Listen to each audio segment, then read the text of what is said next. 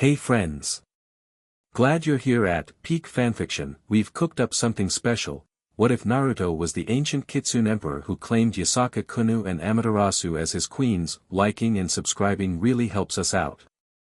Okay, story time. Chapter 1, The ground remembers the roots remembered him. That was the first thing, before the cold, before the dark, before the slow and grinding return of sensation to a body that had been still for longer than most civilizations had been alive. The roots of the old cedar grove outside Kyoto pressed against his back like fingers, and they knew him, the way old wood knows the shape of a nail driven deep into its grain. They had grown around him over the centuries, curving their paths to accommodate his sleeping form, and when he finally stirred, there was a sound like a soft exhale moving through the entire forest. He opened his eyes. Blue. The sky between the cedar branches was that particular shade of late afternoon blue that exists only in autumn, sharp and clean and slightly aching, like the note a bell makes after it's been struck and everyone has stopped listening. He stared at it for a long moment, cataloging it, letting his mind unspool from whatever depth it had retreated to. His fingers moved first. Curled into the dark earth. Found it soft and damp and full of the particular kind of life that only exists in places that have been left completely alone for a very long time. A centipede navigated the ridge of his knuckles without alarm. Somewhere above him a crow called twice and then went quiet, not in fear, but in acknowledgement. He sat up. The cedar grove was enormous, the trees so old their bark had gone the color of iron, and he was at its center in a shallow depression in the earth shaped exactly like a sleeping man. He looked at it for a moment, his own impression in the world, then looked at his hands. They looked the same as always. Young, calloused, a faint luminescence under the skin that most people would miss unless they were looking for it, a warmth that had nothing to do with the ambient temperature.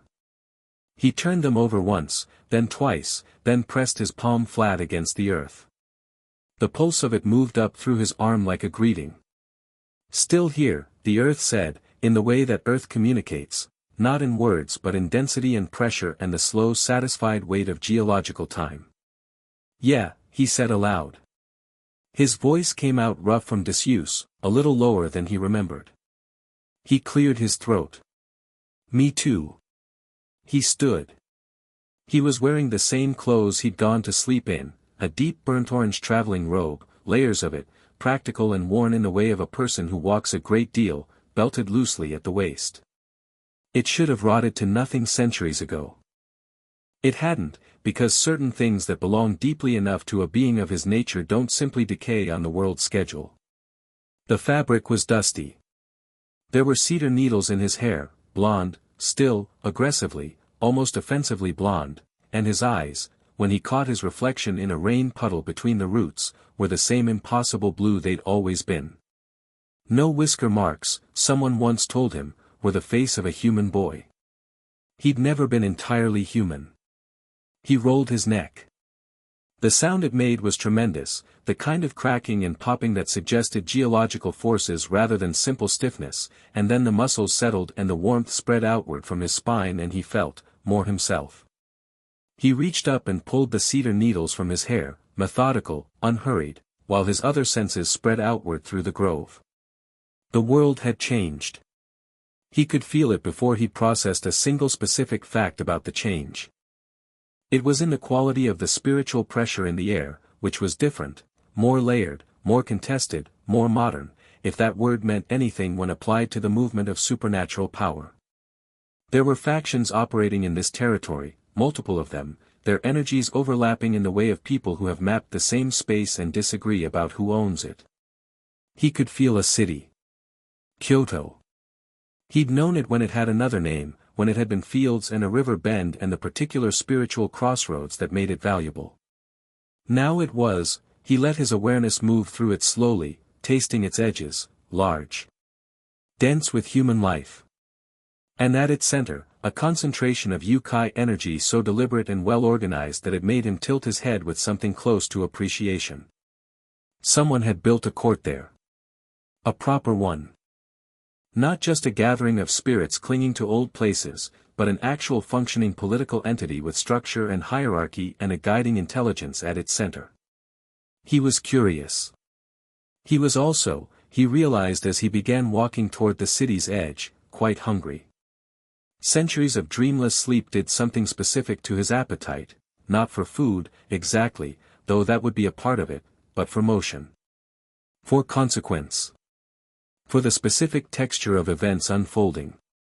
The cedar grove gave way to a paved road about 3 minutes after he started walking, and he stood on its edge for a moment looking at the asphalt with something between amusement and genuine philosophical consideration.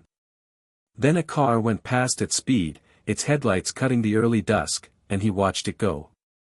"Ha," he said. He walked toward the lights. The outer districts of Kyoto were already moving into their evening rhythm when he reached them, shops folding their awnings, restaurants filling with the after-work crowd, the particular controlled chaos of a city that has been doing this long enough to make it look easy. He walked through it like someone who had been in crowds far larger and far stranger than this one, his hands in his pockets, his head up, taking it all in without performing either wonder or sophistication. Nobody looked at him twice. This was partly because he had adjusted, automatically and without thinking much about it, the quality of his presence, not hiding it, exactly, but sheathing it, the way you'd sheath a blade, not because you're afraid of what it can do but because there's no current reason to have it out. In his natural state, his presence made experienced supernatural practitioners go very quiet and reconsider their life choices. Walking through a human crowd, that seemed excessive. He found a street food vendor selling yakitori and spent 5 minutes in deeply genuine appreciation of the concept before buying 4 skewers and eating them while leaning against a low stone wall, watching the evening settle over the old city's rooftops. The flavor was new. Everything was new, in that specific way of experiences that sit in contrast to everything else you carry. He ate slowly, not because the food required it, but because he wanted to. It was while he was finishing the 3rd skewer that he felt it. A disturbance. Moving from the north edge of the city, about 2 kilometers out, a pressure spike in the spiritual atmosphere of the kind that meant a concentrated group of supernatural entities moving fast and not particularly caring about concealment. He turned his head northward without standing up. Let his awareness flow toward it. 12. Maybe 15 individuals. The energy signatures were, he sorted through them, reading their specific textures, human-derived, but altered. Enhanced. Bound to something external. Not natural spiritual practitioners, but people who had been made into weapons, their spiritual pathways restructured around something foreign and forceful. Sacred gears, he thought, feeling the particular crystalline quality of divinely manufactured power woven through them. Several of them bore a signature he didn't recognize, old divine energy, Japanese in flavor, but filtered through something that had gone rigid and hierarchical in a way that natural divine energy never was. And moving ahead of them, trying very hard to retreat without being caught, 4 fox spirits. Young ones, from the feel of them. Running hard. He finished his 4th skewer, set the bamboo stick neatly on the edge of the vendor's cart, and straightened up.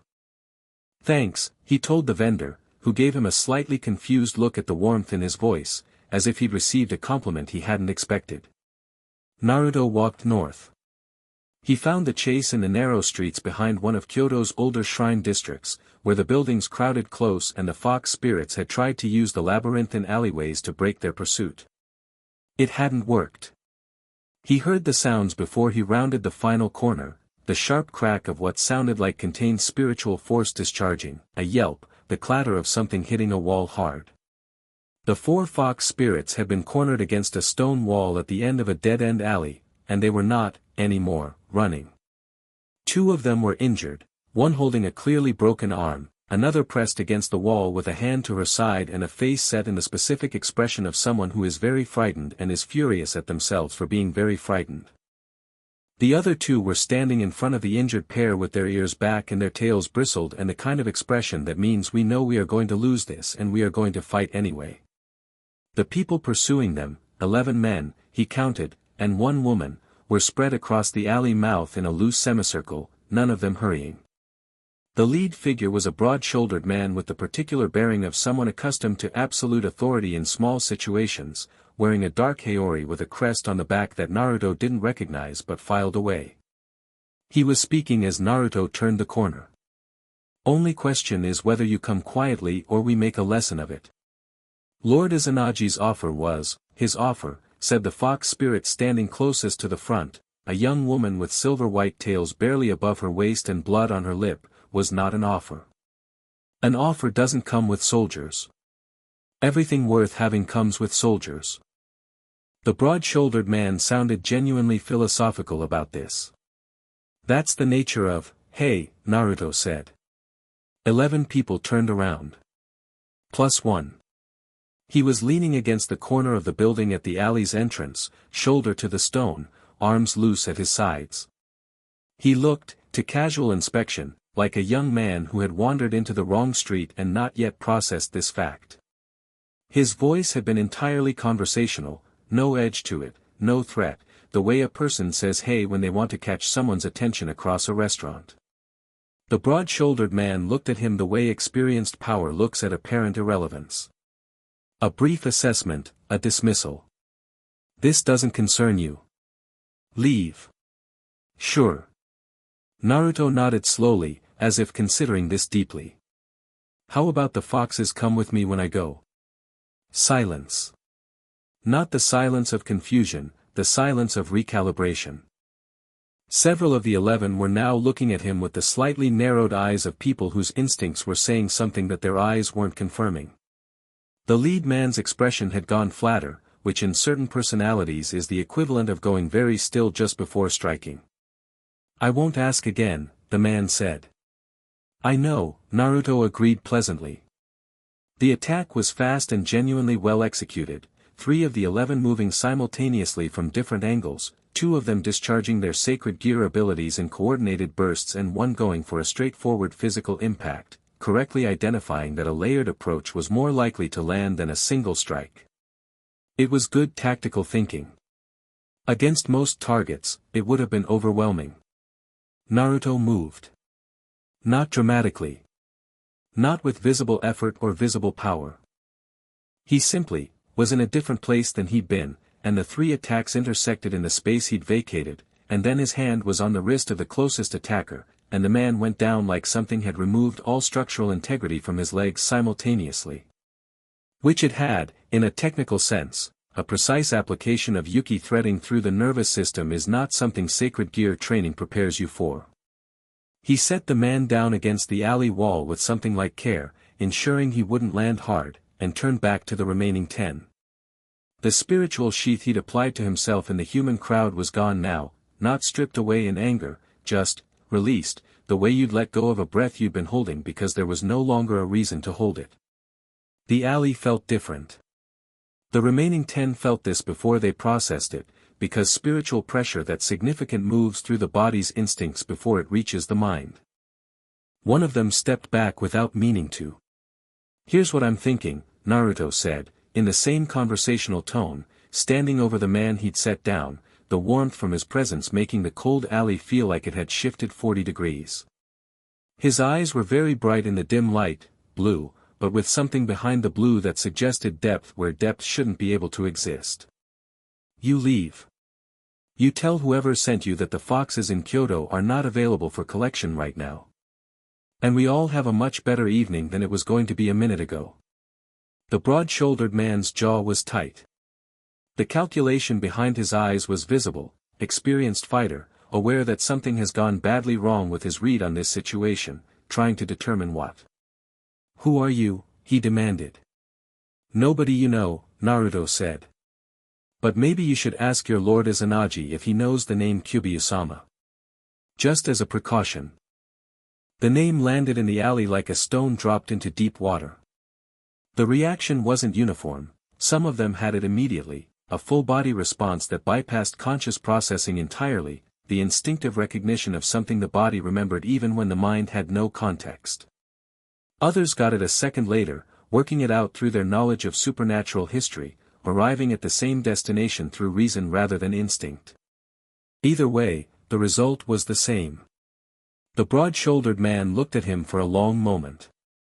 Then he turned to his group, made a sharp gesture, and walked away down the alley with the specific stride of someone who is not retreating but has made a calculated strategic decision to leave. His people followed. Nobody said another word. Naruto watched them go. When the last footstep faded, he turned back to the four fox spirits, who were staring at him with an assortment of expressions ranging from baffled to wary to, in the case of the injured one holding her side, something that was trying to be hope and hadn't quite gotten there yet. "You need a healer," he said, nodding toward her. "We have our own healers," said the silver white-tailed one who'd done the talking earlier. Her name was, he could feel it, the spiritual signature had a tag to it, Sora. She was keeping her voice steady by something close to sheer force of will. "Who are you? What are you?" "Naruto." He considered. "As for what, complicated history. Short version is that Kyoto is my territory, and people chasing foxes in my territory is something I tend to take personally." "Your territory?" Her ears were still back. "We have a queen who would have strong opinions about that framing." "I know." He tilted his head slightly. "Take me to her." The Youkai court of Kyoto had its formal seat in a compound that had been built, rebuilt, and expanded over centuries into something that managed to be both architecturally striking and practically invisible, the kind of place that existed in the space between the human city's awareness, visible to those who could see it and simply absent to those who couldn't. It occupied a sprawling hillside above the old temple district, its buildings arranged in the old style around a central courtyard with a pine tree in it that was older than the compound by several hundred years. He walked through its outer gates without being stopped, because by the time the perimeter guards decided whether to challenge the newcomer walking through their security with four of their own people, the energy signature emanating from him had reached the inner court, and people tend to stop doing a lot of things when that happens. The compound was in a state of elevated activity, not quite alarm, but the pre-alarm state where people are moving with purpose and speaking quickly. He catalogued it as he walked, extra guards at the inner junctions, people carrying reports rather than walking with them, the specific quality of spiritual pressure that a court in defensive posture generates. Something had been threatening this place for longer than tonight. Sora had tried to get ahead of him, to give warning, but she was injured and he walked at a pace that made warning difficult, so they arrived at the main reception hall together, which probably wasn't how she'd planned it. The room was large and built in the traditional style, its proportions suggesting something between a throne room and a council chamber. There were people in it, Youkai of various kinds, advisors by their positioning, guards by their stance, and at the far end, standing rather than sitting because she'd clearly risen from the central chair when she'd felt his approach, was the queen. He knew her the moment he saw her. Not from memory, she hadn't been born yet when he'd gone to sleep, but from lineage, from the specific quality of her spiritual signature, which carried traces of the same ancient Kitsune bloodline that had always ruled in this territory. She had earned this throne, it hadn't been given to her. He could feel that too, in the way she held herself, not with entitlement but with the specific gravity of someone who has fought for every inch of ground they stand on. Yasaka was, striking was not quite the right word, though it applied. Tall for a woman, with the 9 tails folded behind her in the deliberate arrangement of someone who uses their body language as a political instrument. Hair the color of dark amber, eyes the color of polished gold that went sharp and bright as she took him in. Her robes were formal, deep blue and white, layered in the court fashion, belted in gold, and she wore them the way certain people wear armor, as both protection and statement. She looked at him with those gold eyes and he watched the recognition process move through her in stages, the instinctive wariness that was simply good sense in her position, then something deeper and stranger, the ancestral memory that sits below conscious thought in old bloodlines, trying to tell her something that her conscious mind was not ready to accept. The room had gone entirely quiet. "Queen Yasaka," he said, and his voice in the large room was warm and unhurried and carried to every corner without effort. He dipped his head, not a bow, exactly, but an acknowledgement. An equal greeting an equal. "Nice court. You built this?" The silence stretched for exactly 1 beat. "This compound has existed for," she began. "I don't mean the compound. I mean the court." He made a small gesture that encompassed not just the room but the entire invisible architecture of the political structure she'd built, the hierarchies and alliances and protections. The compound was here when you found it. What you put inside it, the organization, the loyalty structures, the way your Youkai actually function as a community instead of a collection, that's built. That takes real work. Another beat. A shorter one. You are complimenting my political architecture while standing uninvited in my throne room, Yasaka said, and there was something in her voice that wasn't quite amusement but was its immediate neighbor. I brought back 4 of your scouts, he said. I feel like that counts as knocking. From somewhere off to the left, he'd noted her position when he entered, against the wall, deliberately placed to be unobtrusive despite her tails giving her away immediately. He heard a sharp intake of breath that resolved itself into a voice. Mother. The voice was young, fierce, and carrying about 3 layers of argument in a single word. The girl who stepped forward from the wall looked like a younger, less politically seasoned version of Yasaka, the same amber dark hair, the same gold eyes, but burning with the specific uncomplicated intensity of someone who has not yet learned that not every feeling needs to be immediately expressed. She had 2 tails, which meant she was powerful for her age, and she was looking at Naruto with an expression that combined absolute hostility with the kind of involuntary fascination that comes from encountering something genuinely new. Who are you and why are you in our court, she said, and it was more accusation than question. Kunou, Yasaka said, a single quiet word that landed with the weight of long practice. No, mother, he just walked in. Past our guards. Past our wards. Our wards don't just. Kunou stopped herself, with visible effort, and aimed the interruption back at Naruto. How did you get through our wards? They let me through, he said simply. Wards don't let people through. These ones did. Kunou opened her mouth, closed it, and turned to her mother with an expression that said, do you see what I'm dealing with quite clearly? Yasaka was looking at Naruto. She had been looking at him steadily since he'd walked in, with the composed attention of someone who is gathering information as fast as possible and has not yet reached a conclusion but knows that conclusions reached under pressure are frequently wrong. What is your name? She asked.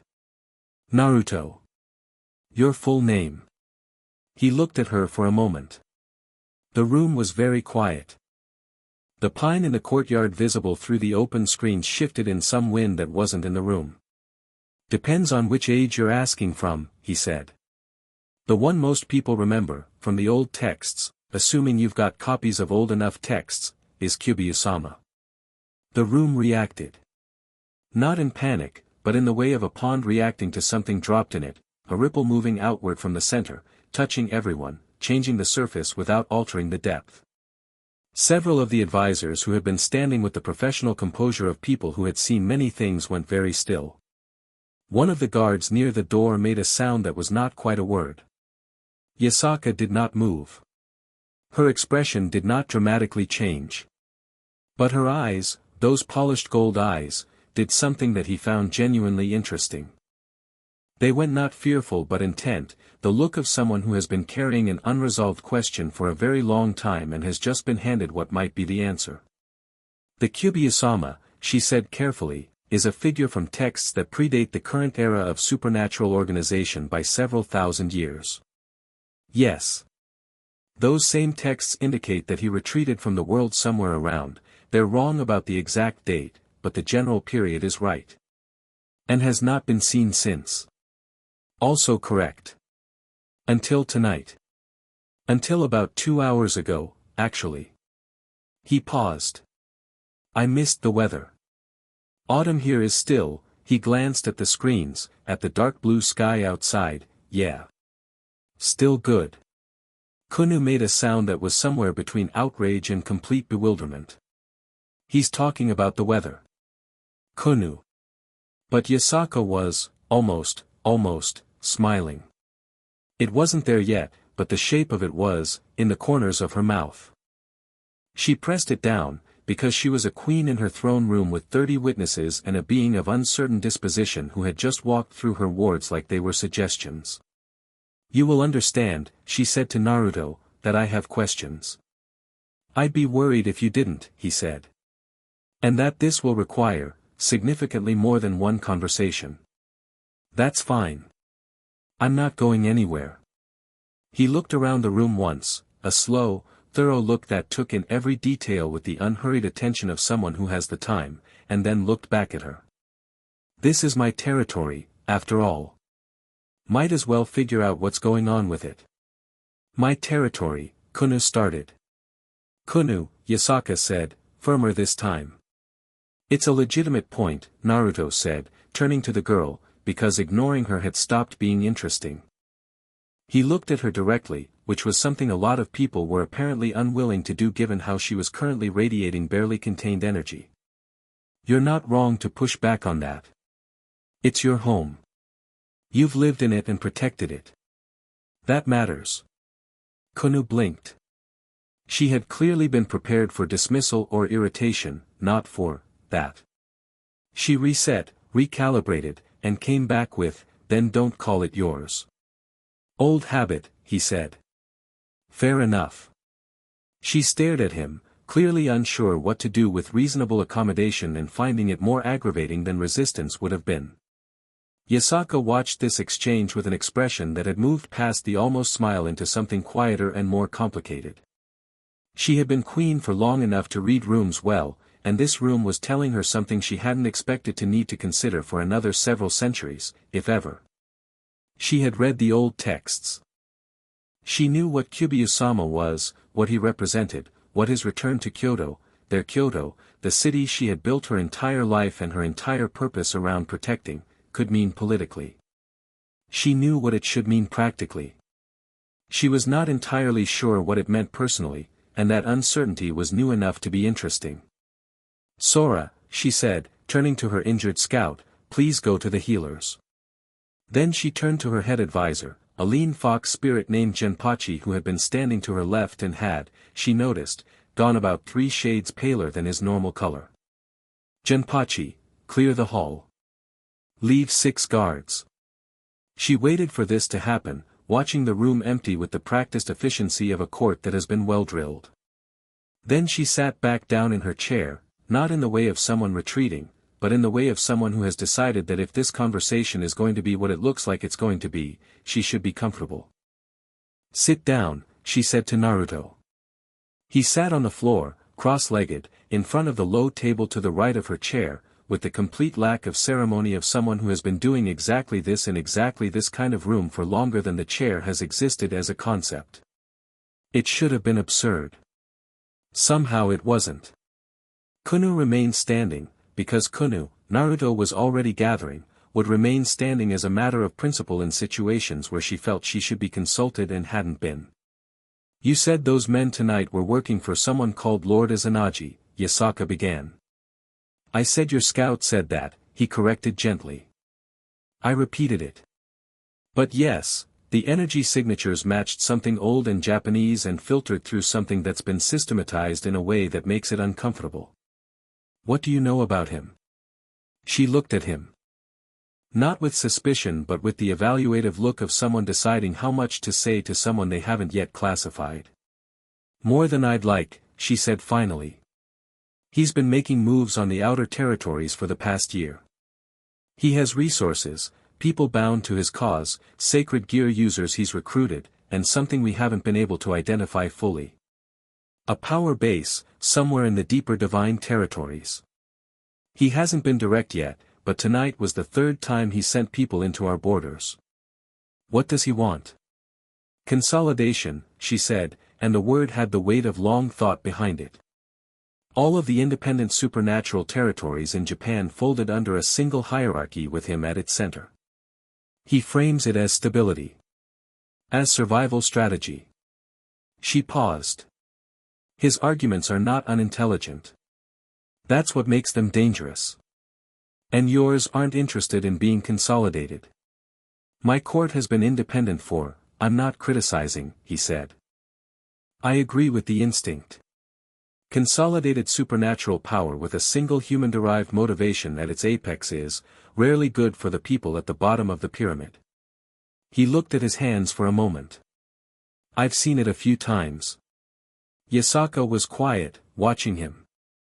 Then, because she was Yasaka and precision was something she had in abundance, how long were you asleep? Honestly? Lost count. The forest grew up around me, so long. And you woke up tonight specifically. Something pulled me up. He tilted his head, considering how to explain this. Spiritual pressure. This territory's pressure, it's been stable for a long time, you're doing, but there's been a build of external stress on it that's been accumulating for about a year, from what I can feel. Tonight it crossed a threshold. The incursion. Maybe. Or the accumulation reached whatever level my instincts have set as, get up and look at this. He shrugged one shoulder. Either way. Here I am. Kunou had, at some point in the past several minutes, sat down, not in the cross-legged ease that Naruto occupied the floor with, but perched on the edge of a nearby cushion like she was making clear she could stand back up immediately. She had her arms crossed and her tails wrapped around herself, and the look on her face said she was processing something complex and was not yet ready to share what she'd decided about it. If what you're claiming is true, she said, in the tone of someone opening a challenge, then you would know things that can't be fabricated. The old texts mention specific, the naming right, Naruto said. The one that established the Kitsune court's authority in this territory.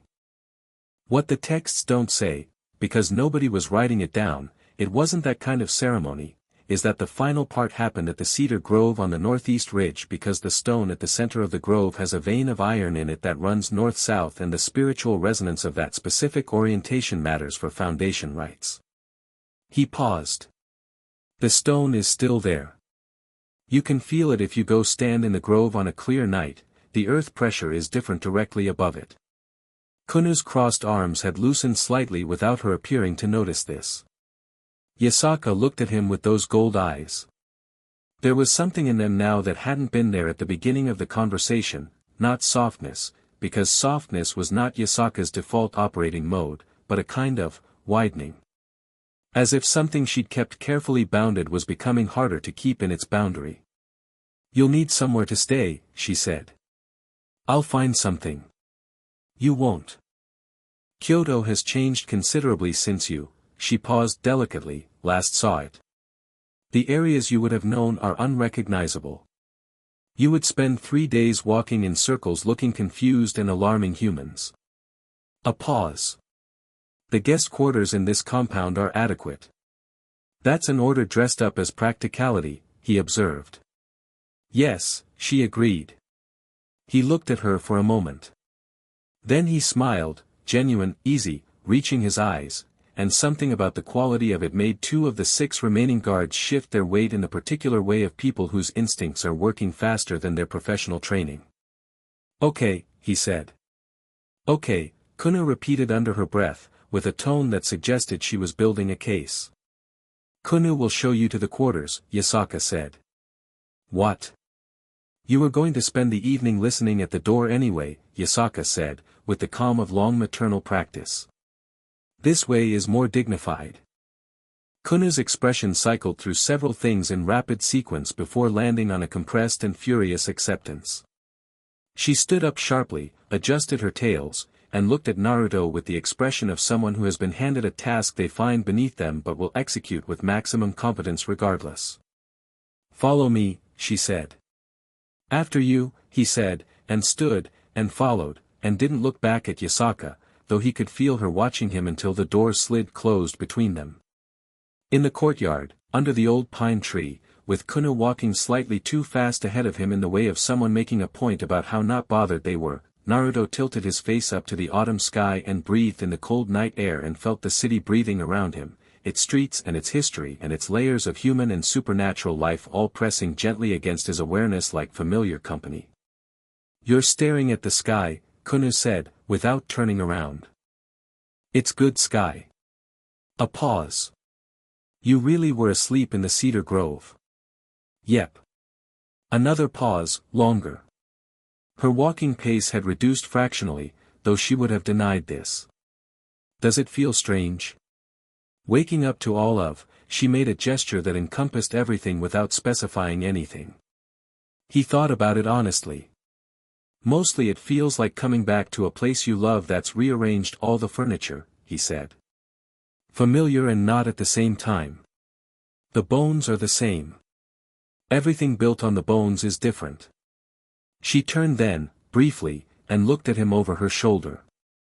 Her gold eyes in the dark were very like her mother's except brighter, less managed, more immediate. That's an annoying amount of equanimity, she said. Give it time, he told her. I'm sure something will bother me eventually. She turned back around and walked faster again, but not as fast as before. The compound settled around him as they moved through it, its walls, its stones, its layered history, the spiritual signatures of every kitsune who had lived and fought and maintained this court over the generations. He could feel all of it. His territory, in the oldest possible sense of the word. And underneath all of it, like the iron-veined stone in the cedar grove, like the roots that had held his shape while he slept, the sense of something beginning. Something that hadn't moved in a very long time, starting, slowly and with great certainty, to move. He put his hands in his pockets and followed Kunou through the dark courtyard, and didn't hurry, and wasn't worried, and the autumn night settled over Kyoto like a hand laid gently on old ground. Chapter 2, The Queen's Measure. The guest quarters were fine. That was Kunou's word for them, fine, delivered with the precision of someone who had chosen the smallest acceptable compliment and was standing behind it. She'd shown him the room, pointed out the adjacent bath, told him where the East Wing kitchen was with the manner of someone reading from a list they found tedious, and then stood in the doorway for exactly 3 seconds too long before announcing she was leaving and doing so. He'd listened to her footsteps down the corridor. They'd paused twice. Then continued. He sat on the edge of the sleeping platform and let the compound's nighttime sounds settle around him, the distant movement of guards making their rotations, wind in the courtyard pine, the low murmur of voices in the administrative wing where Yasaka was clearly still working. The spiritual pressure of the whole court was readable to him the way a landscape is readable to someone who grew up in it, and what it told him was that this was an organization running on controlled tension. Everything functioning. Nothing relaxed. They were afraid of Izanagi and managing that fear very professionally. He lay back on the sleeping platform and looked at the ceiling and thought about that. About what a year of escalating external threat does to a community, the way it calcifies decision-making, narrows options, makes every choice feel like it exists in the shadow of a larger choice that hasn't been forced yet but is coming. Yasaka had been carrying that for a year. Probably longer, if Izanagi had been building his power base before he started making overt moves. She hadn't asked him for help tonight. She'd offered him a room and asked him questions and matched him point for point in a conversation that she'd entered at a severe information disadvantage, and she had not once framed any of it as a request. He found this, impressive was accurate, but insufficient. More like correct. She was exactly who this territory needed, which was probably why the territory had produced her. He closed his eyes.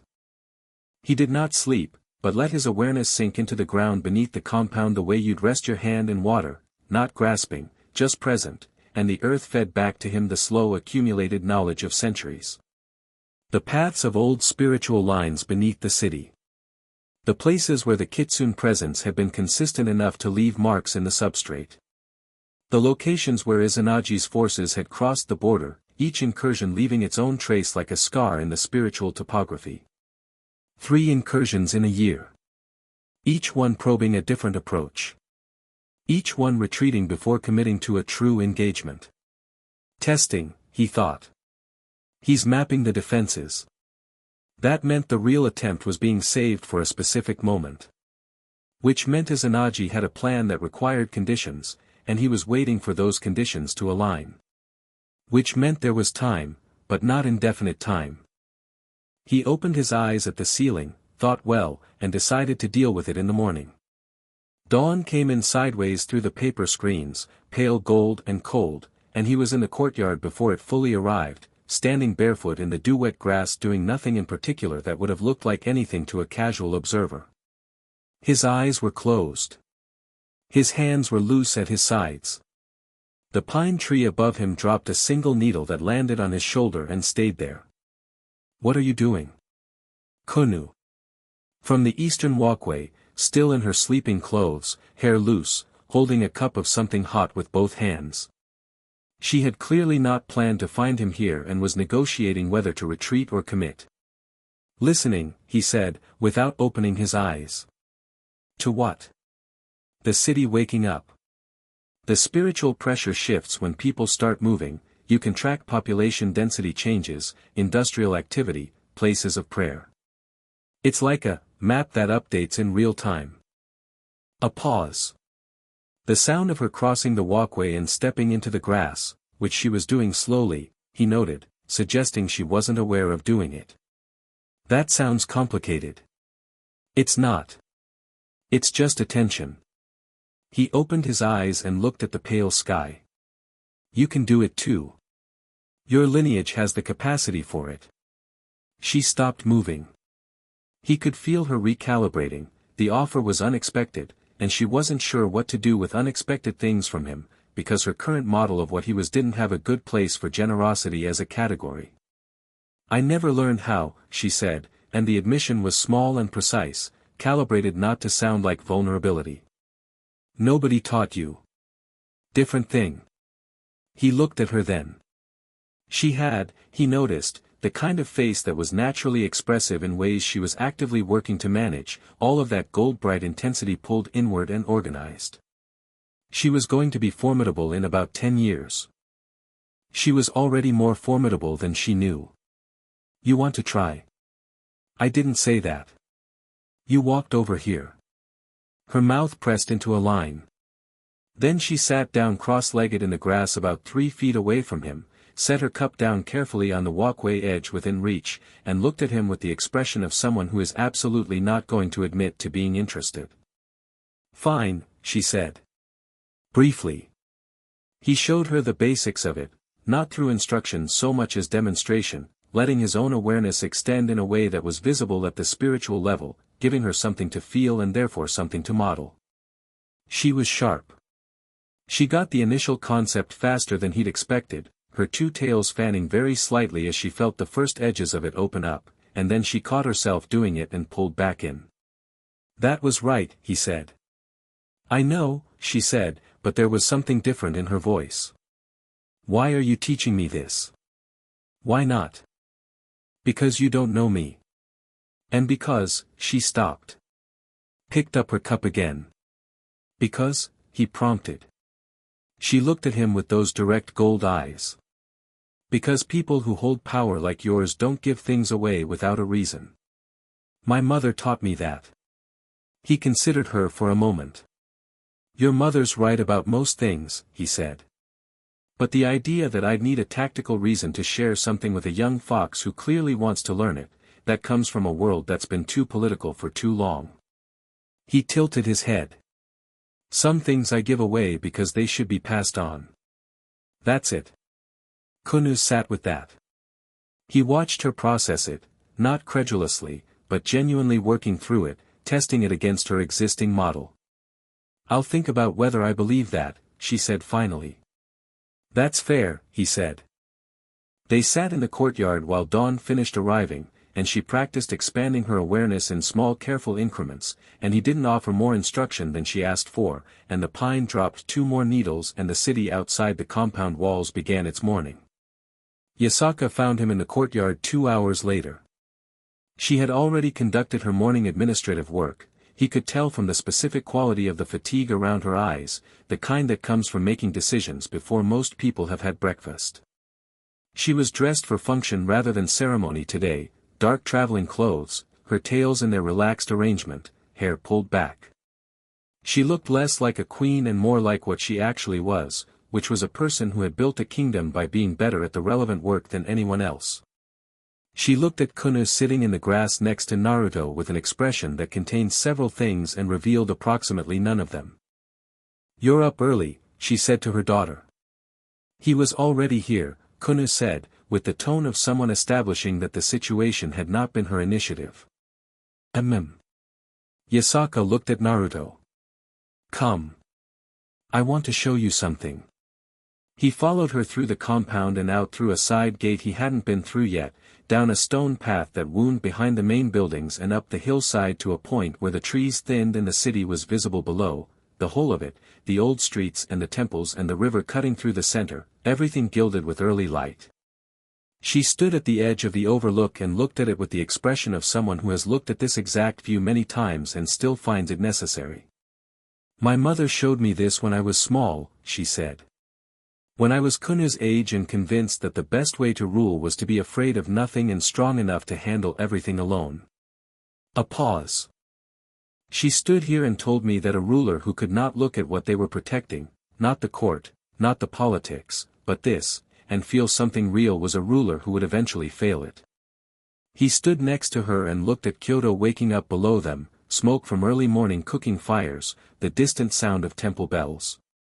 "What do you feel when you look at it?" he asked. "Responsible," she said simply. "Always. Every time." She turned to look at him. "You said last night this was your territory. What do you feel when you look at it?" He considered being glib. "Decided against it. The same thing I felt when I went to sleep under those cedars," he said. "That it's worth it. Whatever it costs." She held his gaze for a moment, searching for something, and apparently finding enough of it to satisfy whatever she was looking for. "We need to talk about Izanagi," she said. "Yes. Specifically, about what you know and what I know and whether it overlaps in useful ways." She sat down on a flat boulder at the overlook's edge, arranged herself with the ease of long habit, and looked at him expectantly. He sat on the ground nearby, which she'd clearly already registered as his preference, and started talking. He told her what he'd felt in the incursion last night, the specific quality of the sacred gear energies, the way they'd been bound to Izanagi's divine signature, which suggested a kind of forced covenant rather than voluntary service. He told her about the energy mapping he'd done from the compound, the 3 incursion routes and what their position suggested about Izanagi's knowledge of Kyoto's defenses. She listened with full attention, asking precise questions, and what emerged from the exchange was the picture of a man who had been preparing his campaign against Kyoto specifically for at least 2 years, possibly longer. "The sacred gear users concern me most," Yasaka said. "Natural spiritual practitioners we understand. Divine entities we have protocols for. But sacred gear abilities introduce a variable we haven't built defenses around, because until recently they've been predominantly a concern for the devil factions and the church, not for us. You've been in contact with any of those factions?" Peripheral contact. Something moved behind her eyes. "There's a fallen angel named Azazel who has been, reaching out, periodically. He runs something called the Grigori, and he has a particular interest in sacred gears that makes him occasionally useful to talk to." She paused. "He's also extremely irritating. In a dangerous way or a personality way?" "Mostly personality.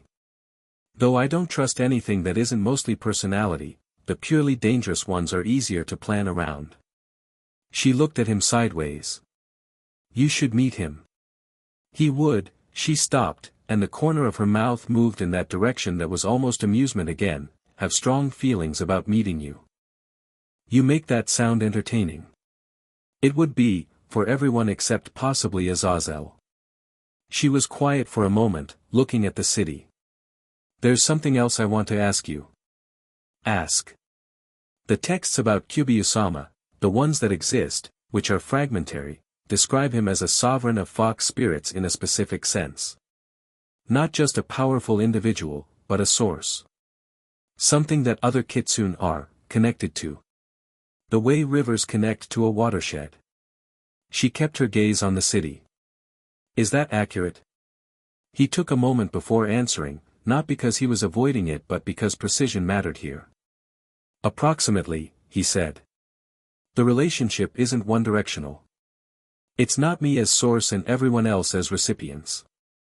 It's more like, I'm the ground the frequency runs through. I carry the original resonance. Every kitsune alive has their own connection to that resonance, independently, but when I'm present and active, it sharpens.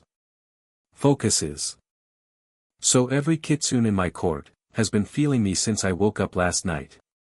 They might not know consciously what it is. But yes. He paused. Is that a problem? She turned to look at him then, full on, and the calculation in her eyes was naked for exactly 1 second before she put it away again. That depends enormously on what you intend to do with that, she said. Nothing, he said. That's not how I work. How do you work? He thought about it. I don't push, he said. Never have. The territory is mine because I'm embedded in it, not because I hold it. The relationship I have with the kitsune line is, he looked for the right word, gravitational. I'm there and it's a pull and everyone can choose whether to move toward it or not. Nobody gets compelled. He met her eyes. Including you. The morning air was sharp and clean between them. A crow called from the tree line below.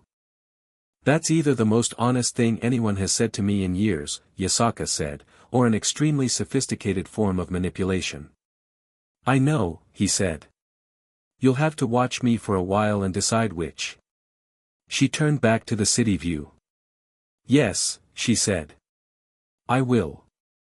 The first real test came after lunch, when Jinpachi, the head advisor, requested a formal consultation. Naruto was sitting in the courtyard garden with a bowl of rice and the specific pleasure of someone who has been sleeping for several centuries and finds food newly wonderful, when Jinpachi appeared at the garden gate with the bearing of a man who has prepared for a confrontation and is not sure if he's prepared enough. He was, Naruto estimated, about 400 years old enough to have heard of Kyuubi-Ousama through sources that predated most textual records, old enough to know what that name meant at a bone-deep level, and carrying all of that knowledge in the tension between his shoulder blades. You'd like to talk, Naruto said, before Jinpachi had opened his mouth. The advisor composed himself with professional speed. I would, he said. May I? Sit down. Jinpachi sat across from him at the garden table, arranged his robes, and looked at Naruto with the carefully held expression of someone whose instincts were in direct conflict with their diplomatic training. You're afraid of what my presence means for the court, Naruto said. Not unkindly. I'm cautious about it, Jinpachi said, with the precision of a man who has chosen every word carefully. Queen Yasaka has spent 30 years building this court into what it is. The alliances, the internal hierarchies, the legitimacy structures, all of it rests on her authority as sovereign. The arrival of a figure who predates all of those structures and carries an inherent claim to the territory, could destabilize everything she's built, Naruto said. Yes. If I wanted that kind of authority, Naruto said, finishing his rice, I wouldn't be sitting in your garden eating lunch.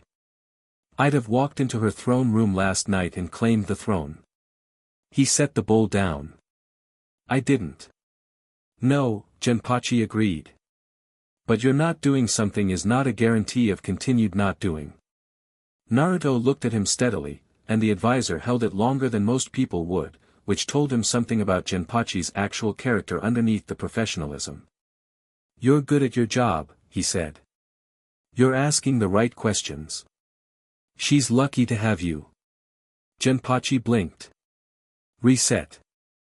I'm asking them because I'm afraid for her, he said, and the honesty of it was clearly slightly surprising to him as well. I know, Naruto said. I'm not going to threaten what she's built. I'm going to help her defend it. Whether she wants that help is her decision. He met the older fox's eyes. Does that satisfy you? No, Jinpachi said honestly. But it's a beginning. That's all I'm asking for. The afternoon brought the second test, which came from a completely different direction. He was in the library, an extensive room at the back of the compound's second floor that contained, among other things, several shelves of scrolls and texts that were genuinely old enough to be interesting. He was reading through one of the older ones, a partial account of the Kitsune court's founding that contained several fascinating inaccuracies, when the door opened and 3 of Yasaka's senior Youkai retainers came in. They weren't carrying weapons. Their posture said something else entirely, the arrangement of people who have decided collectively on a course of action and are committed to seeing it through. The one in front was a large man named, from the spiritual signature, Tushin, an experienced warrior, maybe 300 years old, with the settled gravity of someone who has won enough fights to stop needing to broadcast the fact. "We'd like to know what you did to Kenmaru," Tushin said. Kenmaru was the name, Naruto gathered, of the man he'd set down in the alley the previous night. "Yuki disruption to the motor nervous system," Naruto said, looking up from the scroll. "Temporary. He should have full function back within a day. You could have killed him." "I know." Tushin was quiet for a moment, clearly having prepared for more resistance to this point. "We protect this court," he said. "We protect our queen. If you're going to be here, that's something you need to understand." "I understand it," Naruto said. He set the scroll down, gave Tushin his full attention. The man held it without flinching, which was good. "You're not asking me to back down. You're telling me you'll die for her. You want me to know that?" "Yes." "Good," Naruto said. "That's exactly what she needs. Don't stop." He looked between the three of them. "I'm not here to make your jobs harder. I'm here because something is threatening this city and I don't sit still for that." Tushin looked at him for a long moment. Then he looked at the other two. Then he looked back. "The man you set down," he said slowly, "had a sacred gear we'd never encountered before. Your disruption shouldn't have worked on him. Shouldn't have based on what most spiritual practitioners can do," Naruto said. "Different category." Another silence. Longer this time, and differently textured. "Can you teach our fighters the disruption technique?" Tushin asked, and the question cost him something, the professional pride of a man asking for instruction from someone outside his chain of command. "The full technique takes years," Naruto said. "A working approximation of the first principle, maybe 2 weeks." He paused. "Ask your queen. If she wants me to, I will." Tushin nodded once, sharply, in the way of a man who has updated his model and moved on. He left without ceremony, the other two following, and the library was quiet again. Naruto picked up the scroll and went back to reading, and found himself thinking about a community that had produced a Jinpachi and a Tushin and a Sora willing to run from danger protecting the others first, and what that said about the woman who led it. Evening came early in autumn, and with it came the first real conversation between him and Yasaka that wasn't about strategy. She found him in the kitchen, which he discovered was used informally by court members in a way the formal dining spaces weren't, with the easy familiarity of people who have worked together long enough to stop performing at meal times.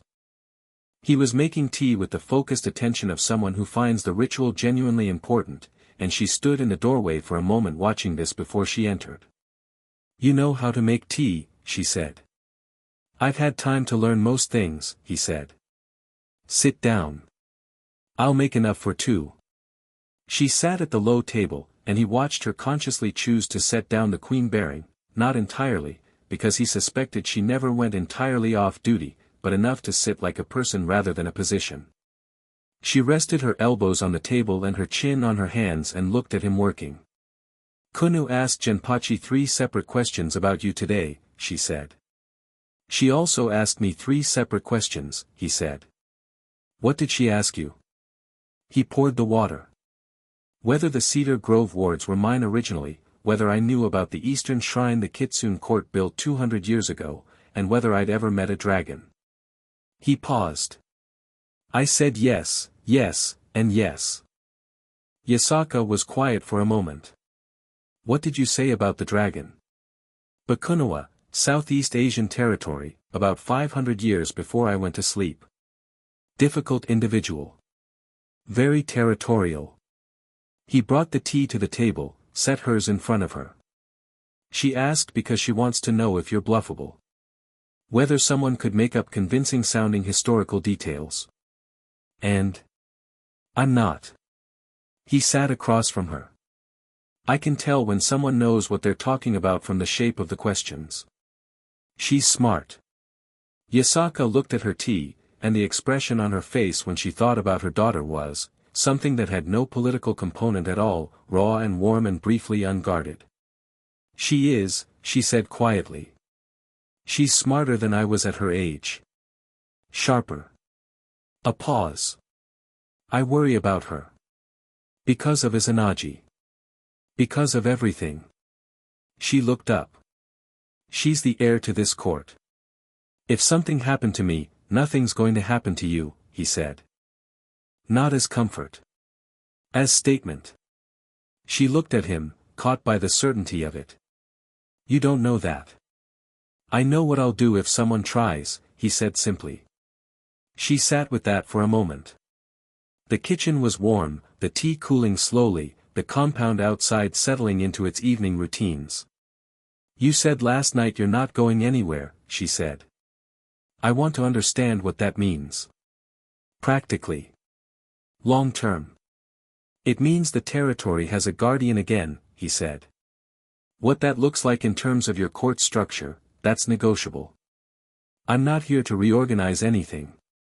But you're also not here to simply observe, she said. Last night you walked into an active confrontation. You gave your name to those men. The name carries weight, the kind that generates responses. Yes, he acknowledged. Which means Izanagi now knows something has changed, she said. Which means whatever timeline he was operating on has shifted. She met his eyes across the table. You've changed the situation. I need to know if that was deliberate. The directness of it, no diplomatic cushioning, just the question, was, he found, genuinely refreshing. Not entirely, he said honestly. Seeing your people being chased in my territory was reason enough. But yes, I knew what giving the name would do. It was a message.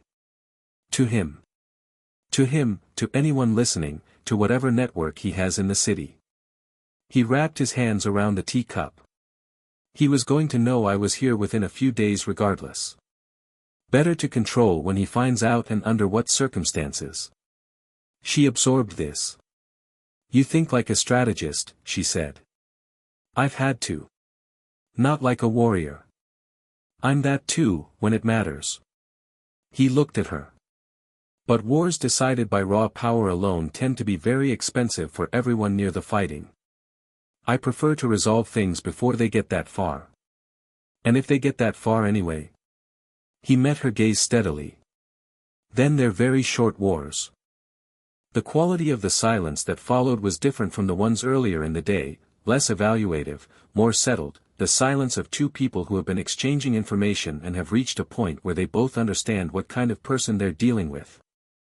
She lifted her tea and drank, and he noticed that the set of her shoulders had changed fractionally, not relaxed, because that might never be entirely accurate for Yasaka, but, less braced.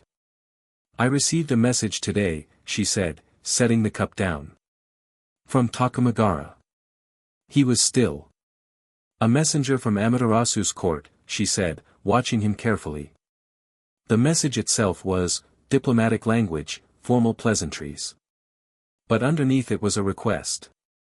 An inquiry, really.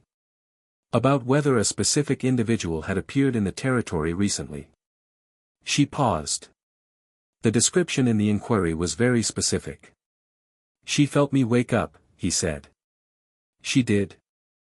The connection between this territory and Takamagara is old and direct, he said. When I moved, it moved through everything those connections touch. He set his own cup down. What did you tell the messenger? I told them I would respond within 3 days. Her eyes were very sharp. I wanted to speak with you first. He looked at her, this woman who had received a message from the sun goddess herself and held her response for 3 days to have this conversation first. Who had offered him shelter without making it into submission. Who had looked at him from the moment they'd met with the eyes of someone doing genuine work, not performance. Tell her yes, he said. If she asks if I'm here, tell her yes. And if she asks what you intend? Tell her she can ask me herself. A beat. We have history, Amaterasu and I. It's complicated doesn't cover it. But she deserves a straight answer from a straight conversation. Yasaka nodded slowly. I'll send a response tonight.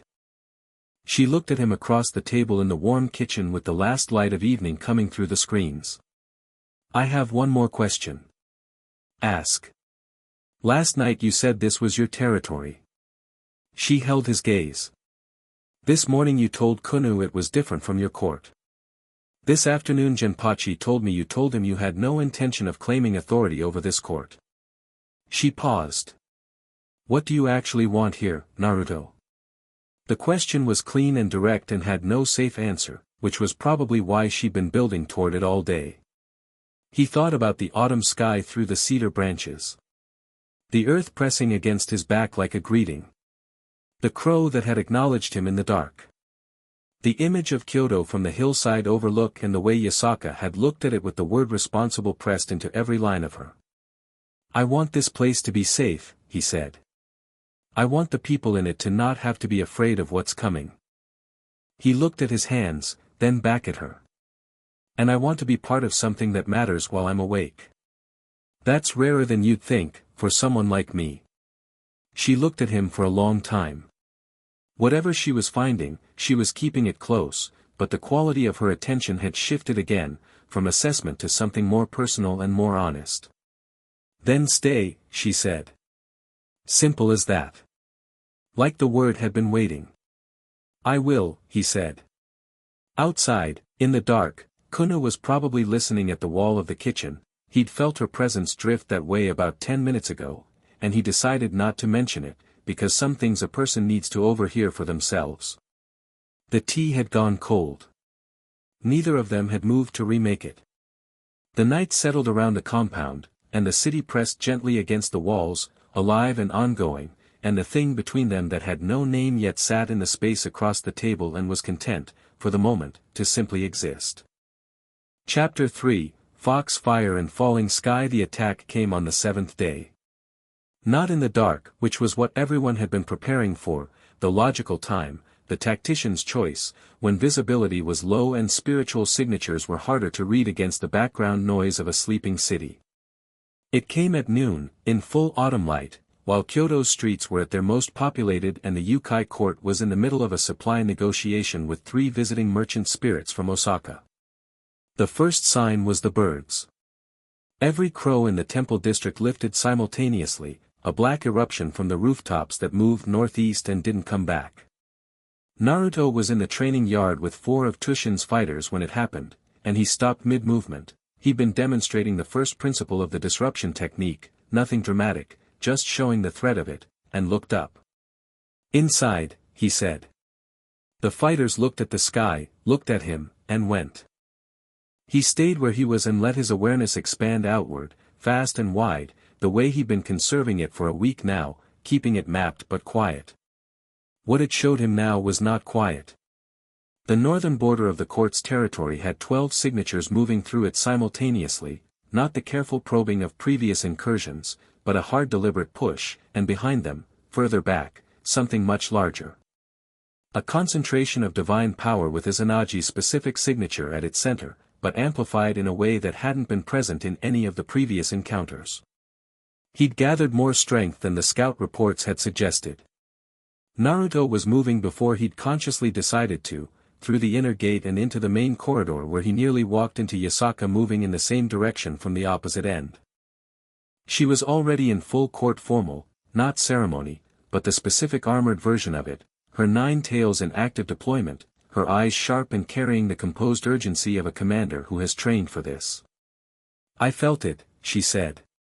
12 advance plus a primary concentration from the north, he said. He's here personally. That's new. Her jaw tightened. We have the merchant spirits in the inner hall, get them out through the south gate now. Send Jinpachi with them.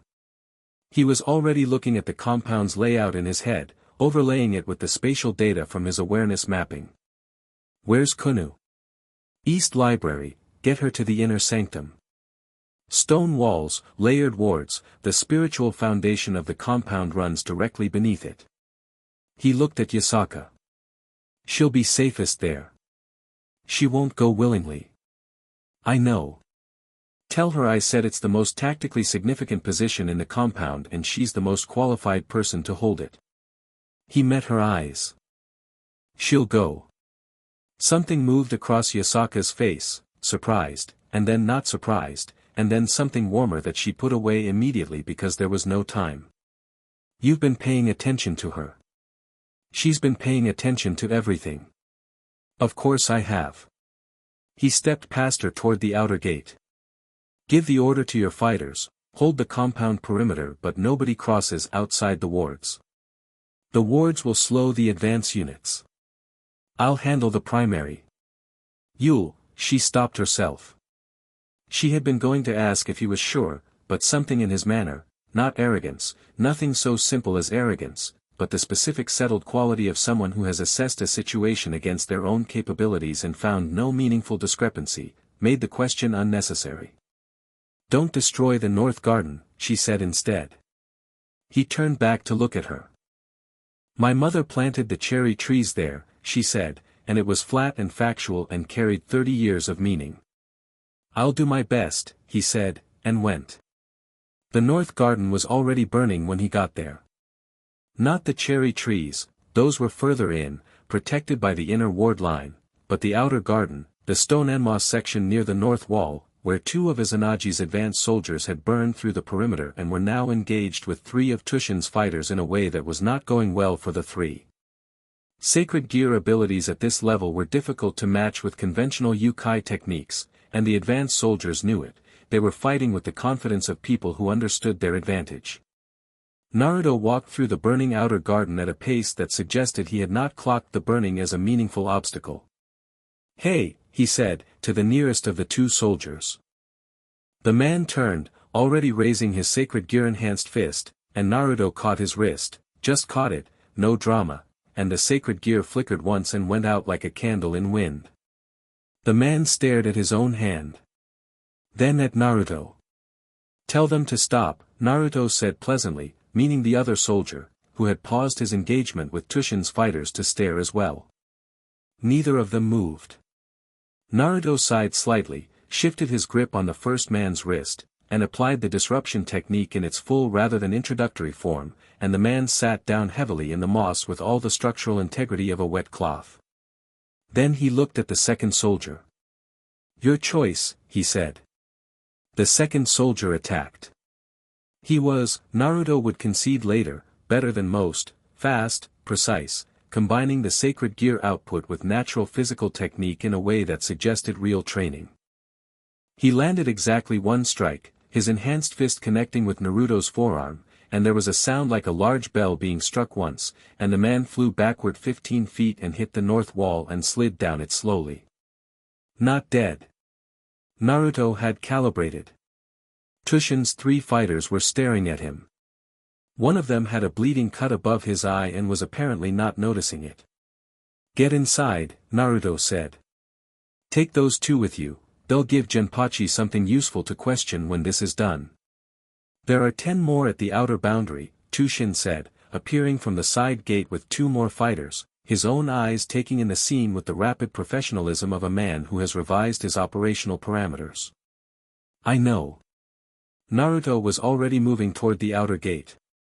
How many fighters do you have on the wall?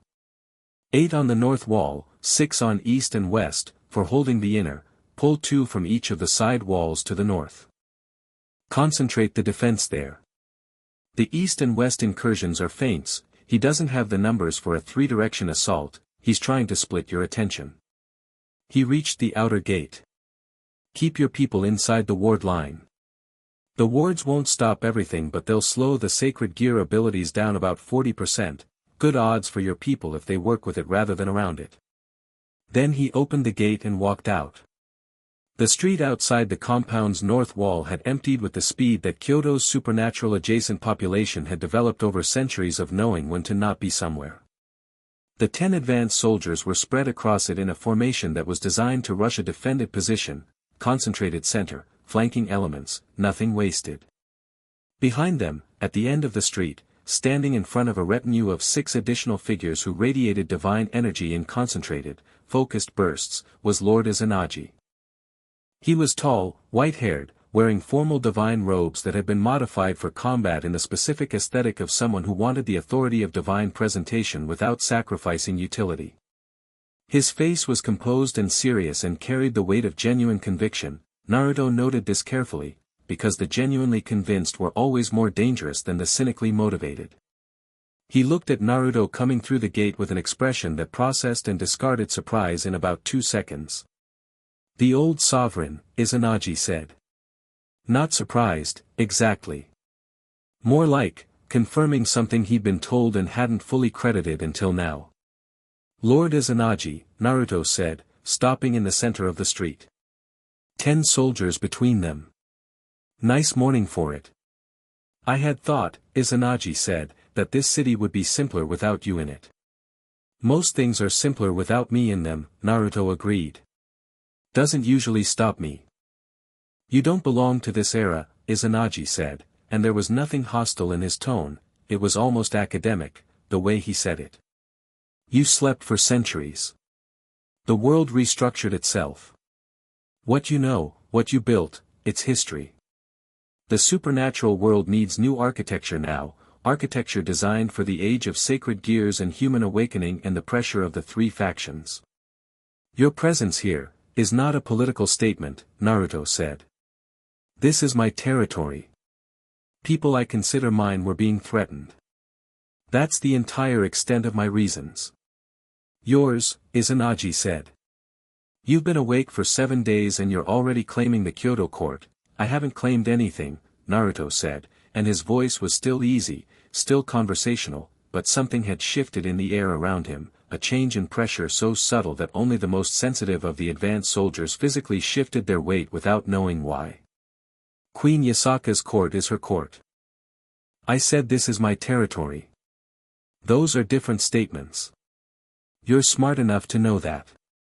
"What I know," Izanagi said carefully, studying him the way you study something that might be extremely dangerous, is that the convergence of the old sovereignty with the current court creates an instability that threatens the regional balance I am trying to establish. You're trying to establish a hierarchy with you at the top, Naruto said. The balance part is incidental. He looked at the 10 soldiers. These people bound to you, the ones with the sacred gears, they're not volunteers. I can feel the covenant structure. It's coerced. Something moved in Izanagi's expression. Very brief. That's the part that bothers me most, Naruto said, and his tone had changed just slightly, still even, still unhurried, but carrying something underneath it now, something that made the air in the street feel heavier. I can work with someone who wants control for strategic reasons. I can even respect someone who believes what they're doing is necessary. But using coerced soldiers, that's just waste. You're going to lecture me about, no, Naruto said. I'm going to give you one clear statement and then we're going to do the other thing. Izanagi went still. Take your people out of Kyoto, Naruto said. All of them. Permanently. This city, this territory, these people, not available. Tell your network, tell your allies, write it down somewhere if it helps. The answer is no. A pause, almost gentle. This is the only time I'll say it. The silence stretched for 3 full seconds. Then Izanagi raised his hand, and his 6 divine retainers moved. What happened next was not a battle in the traditional sense, because battles imply 2 sides of roughly comparable capability engaged in mutual exchange. What it was, more precisely, was a very thorough demonstration. The 6 divine retainers were genuine divine entities, not the human-derived sacred gear soldiers, but old spirits with direct divine power, and in any other situation would have been a serious threat to most supernatural practitioners.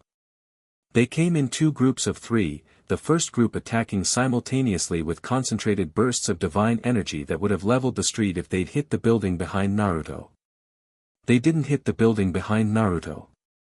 He moved forward into them, not back, not sideways, forward, and what came off him as he did was visible, which was not something his power generally bothered with.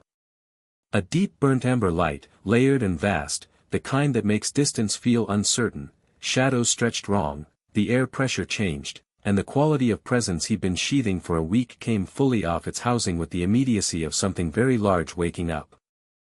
The 3 divine energy bursts hit it and scattered, not blocked exactly but redirected, like water hitting a stone that has been in a river for long enough that the water no longer remembers it was ever not there. He touched the first retainer's shoulder and the retainer folded, not hurt but suspended, caught in something that made continued action feel unreasonable on a fundamental level.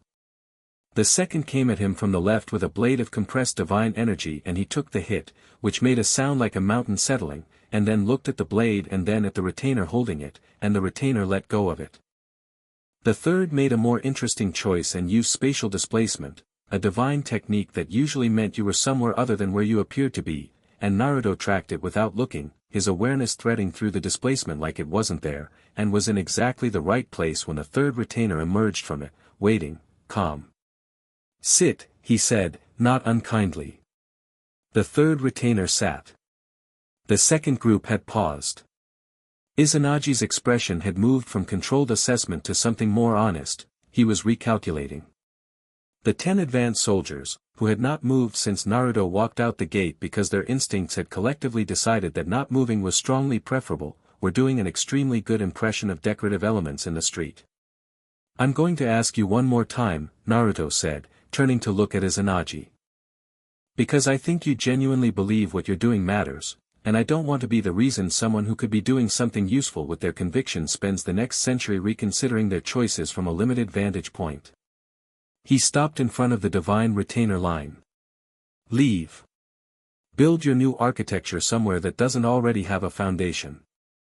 There's territory you could make something real in if you stop trying to take what's already built." Izanagi's jaw was tight. The calculation in his eyes was visible. He was a man who operated on the basis of genuine strategy, not hot-headedness, and genuine strategy when confronted with a categorical mismatch does not immediately reach for escalation. "You can't hold this territory alone," he said. "I'm not alone," Naruto said. And as he said it, the north wall of the compound behind him opened, not broke, opened, the gate swinging wide, and Yasaka walked out. 9 tails in full display. Her own spiritual power fully deployed, not the carefully managed court-bearing she wore inside but the thing underneath it, the old Kitsune sovereign power that had built and held this territory for 30 years, vast and golden and crackling at its edges. She stood in the gate of her compound and looked at Izanagi with eyes that had gone full gold light and said nothing, because she didn't need to. Beside her, a half-step back and matching her stance with the specific energy of someone who is absolutely furious at having been made to wait, was Kunou. 2 tails. But the frequency of them, Naruto felt at the moment she stepped outside the compound walls, her power tuning to the same ground resonance he carried without her consciously doing it, the ancestral Kitsune frequency sharpening and clarifying in the way he described to Yasaka. Kunou's eyes went wide for a split second as she felt it, and then went narrow and determined. Izanagi looked at the 3 of them arranged in the street in front of his diminished force and made the calculation that a genuine strategist makes when confronted with bad math. "This isn't finished," he said. "No," Naruto agreed. "But today is." Izanagi turned, and his retinue followed him, and the advanced soldiers pulled back in good order, and the street emptied. The North Garden stone section was a loss. The moss would take years to re-establish, the 2 eastern stones had cracked in the discharge of sacred gear energy during the early fighting. The cherry trees were untouched. Naruto stood in front of them when the compound had sealed up again, looking at them with the quiet attention he gave to things that mattered to people. Yasaka appeared beside him. She was looking at the cherry trees too. "My mother called this variety Yazakura," she said. "Night cherry. They don't bloom in spring like the common ones. They bloom in early winter, when everything else has stopped." "Unusual," he said. "She said it was stubborn," Yasaka said, and smiled, a real one, unmanaged, brief. She had opinions about stubbornness. "Hereditary, apparently," he said. She looked at him sideways with an expression that was pretending not to be amused. "I saw what you did in the street. Most of it wasn't necessary," he said. "His retainers are following a coerced covenant. They weren't really choosing to fight. You were making a point, she said. Not just to him. To anyone watching from anywhere who might be considering a similar approach. Yes, he said honestly. I appreciated that you left the message in a form that doesn't require escalation to respond to, she said. A less considered person would have simply destroyed everything. He turned to look at her. She was close, they both drifted toward the cherry trees without particular coordination, and the proximity was something he noted without making anything of it. You came out, he said. I told you to stay in the compound. You told Kunou to stay in the inner sanctum, she said. You gave me no such instruction. I assumed, don't, she said simply. I'm the queen of this court. I stood in my gate for my own reasons. Not because you needed backup. He looked at her for a moment. Why, then? The gold of her eyes in the afternoon light had something in them that she was measuring, deciding how much to show. Because he needed to see that this court and you are not separate things, she said. If he left today thinking you were one variable and I was another, he'd come back to work on the seam between us. She paused. So I showed him there is no seam. He was quiet for a moment. That was well done, he said. I know, she said. Not arrogance. Just the same flat precision she applied to everything. They stood in the cracked north garden under the intact cherry trees and the afternoon light came down between them at an angle that had nothing diplomatic in it, and he thought, not for the first time in 7 days, but for the first time with full acknowledgement, that the territory had produced exactly the right person to hold it. The messenger arrived 2 hours later. Not from Izanagi, from the sky, which was a different and more significant arrival entirely. It came through the east gate in the form of a young woman who moved with the specific frictionless quality of beings that don't fully inhabit the physical world, wearing white, carrying a sealed message tube that was warm to the touch in a way that had nothing to do with temperature. Yasaka received her in the outer hall, Naruto standing to her left, Jinpachi and Tushin at the appropriate flanking positions. The messenger bowed, presented the tube, and delivered her additional verbal message with the careful elocution of someone who has been instructed to get every word right. The great goddess Amaterasu Amikami extends formal acknowledgement to Queen Yasaka and the Kyoto court, the messenger said, and requests the presence of the ancient sovereign Kyuubi-Ousama at Takamagara at his earliest convenience, at a time and approach of his choosing. A precise pause. The great goddess adds, personally, that she has been waiting long enough, and his earliest convenience should be interpreted accordingly. A brief silence in the hall. Tell her I'll come in 3 days, Naruto said. The messenger blinked, clearly not having expected direct response to the personal addition. I will relay that. And tell her, he paused, I brought her back the right kind of tea this time. She'll know what that means. Another blink. The messenger looked at Yasaka, who returned a perfectly composed expression that gave her absolutely nothing. I will relay that as well, the messenger said, bowed, and left. The hall waited a beat. Then Jinpachi, with exquisite professional control, the great goddess. Yes, Naruto said. You have, history, with the great goddess. Yes, Naruto said. Jinpachi looked at Yasaka. Yasaka looked at Naruto with the evaluating gold eyes expression. That explains the inquiry, she said. It explains several things, he agreed. Including, she said carefully, why a messenger from Takamagara responded to reports of your presence here within 3 days by using a tone I have never heard from any Takamagara communication in 30 years. He tilted his head slightly. What tone is that? She held his gaze. Impatient, she said. Kunou found him that evening in the library again, which had apparently become a location they were both independently drawn to, which she had clearly noticed and was choosing not to acknowledge. She came in, took a scroll from the shelf, sat at the far end of the room, and read it. Or performed reading it. About 10 minutes in, without looking up, Amaterasu. Yes, he said. She's the sun goddess. A pause. Of the entire Japanese pantheon. Yes. And she has history with you. The scroll she was pretending to read had been the same section for the full 10 minutes. History being a word that in supernatural political contexts usually means what it means in human contexts too, he said. Old connection. Long time. Complicated. She turned a page on the scroll without reading it. My mother is going to ask you about it. I know. She won't seem like she's asking about it personally, Kunou said. She'll frame it as a strategic question about the Takamagara alliance implications. I know that too, he said. Kunou finally looked up from the scroll. Her expression was unusually unguarded, for her. Are you going to tell her the truth? He looked at her across the library, at this girl who was spending enormous energy trying to figure out who he was and what he meant to the things and people she loved. Yes, he said. She held his gaze. She'd do the same, she said. She never lies about what matters. I know, he said again, softer this time. Kunou looked back at her scroll. After a moment, the East Ward.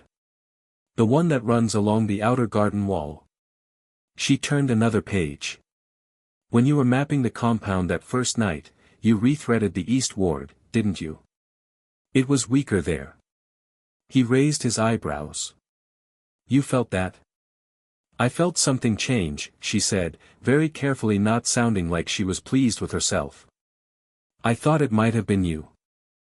It was, he said. The eastern approach had a gap in the resonance pattern, old enough that it had become part of the ward's normal reading, so nobody noticed it anymore. I closed it while I was mapping. She was quiet for a moment. Thank you, she said. As if the words were being removed from somewhere they'd been stored for testing purposes and had finally passed inspection. He didn't make it into a moment. Sure, he said, and went back to his reading, and Kunou went back to hers, and the library settled around them in the comfortable way of rooms that are used by people who genuinely like books.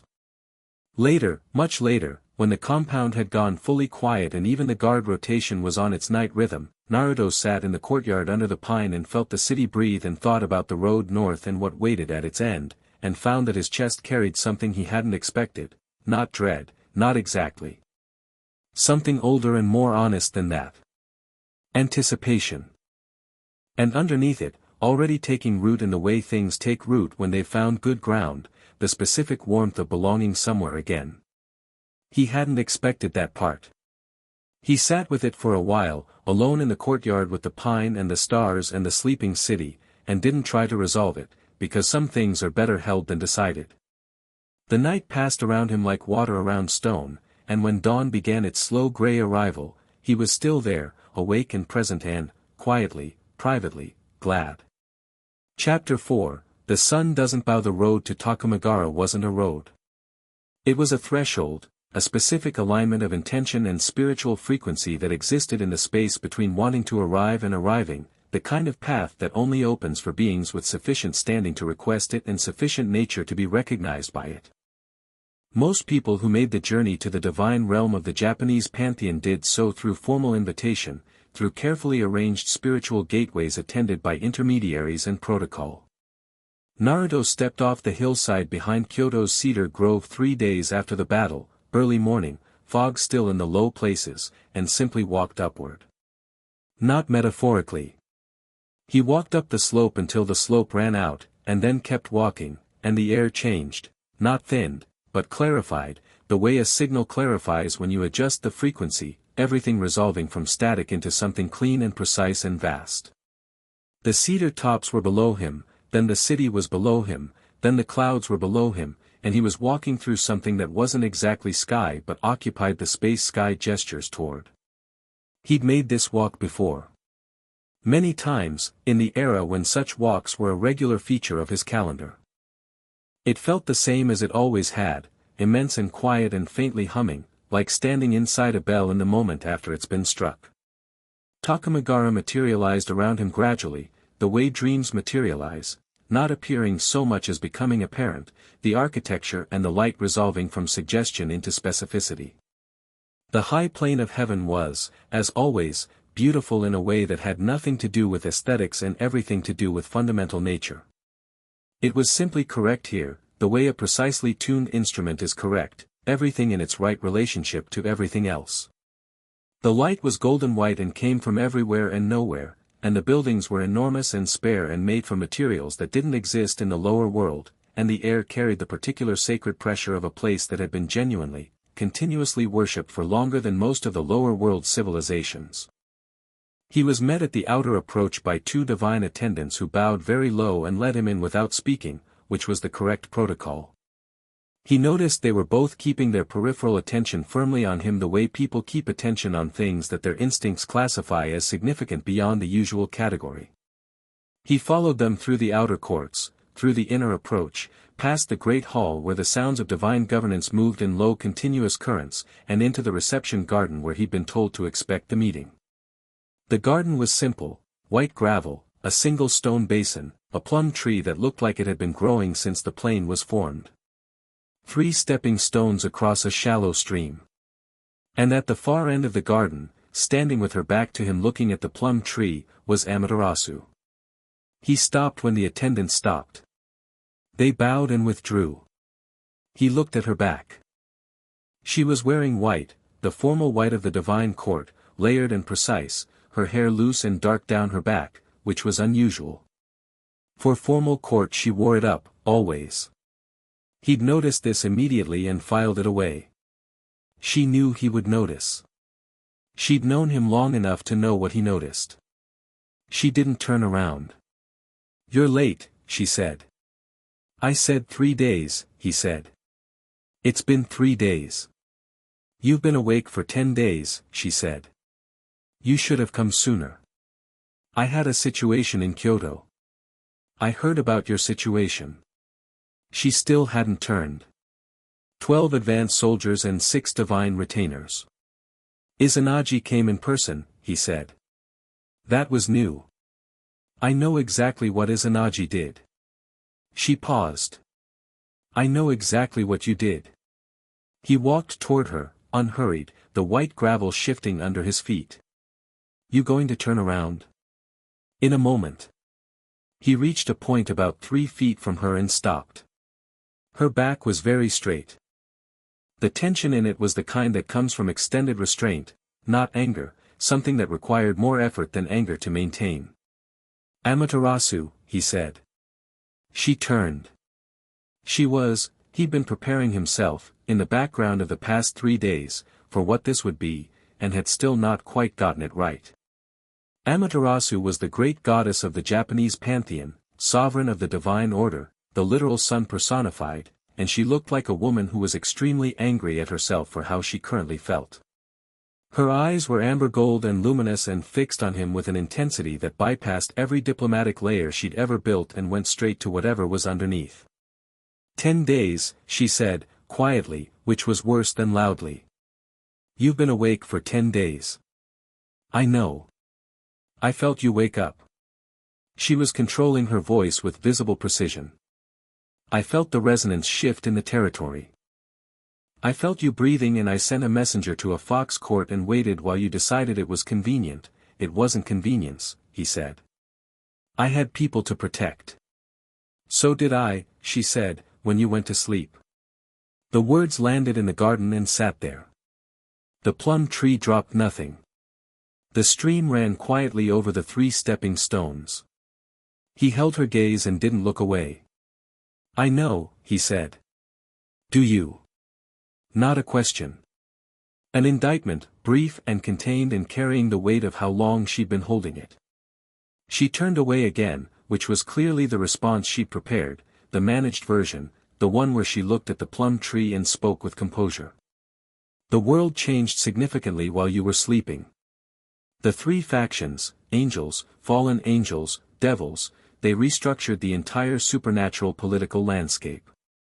My authority as head of the Japanese pantheon shifted into something more negotiated. More contested. A pause.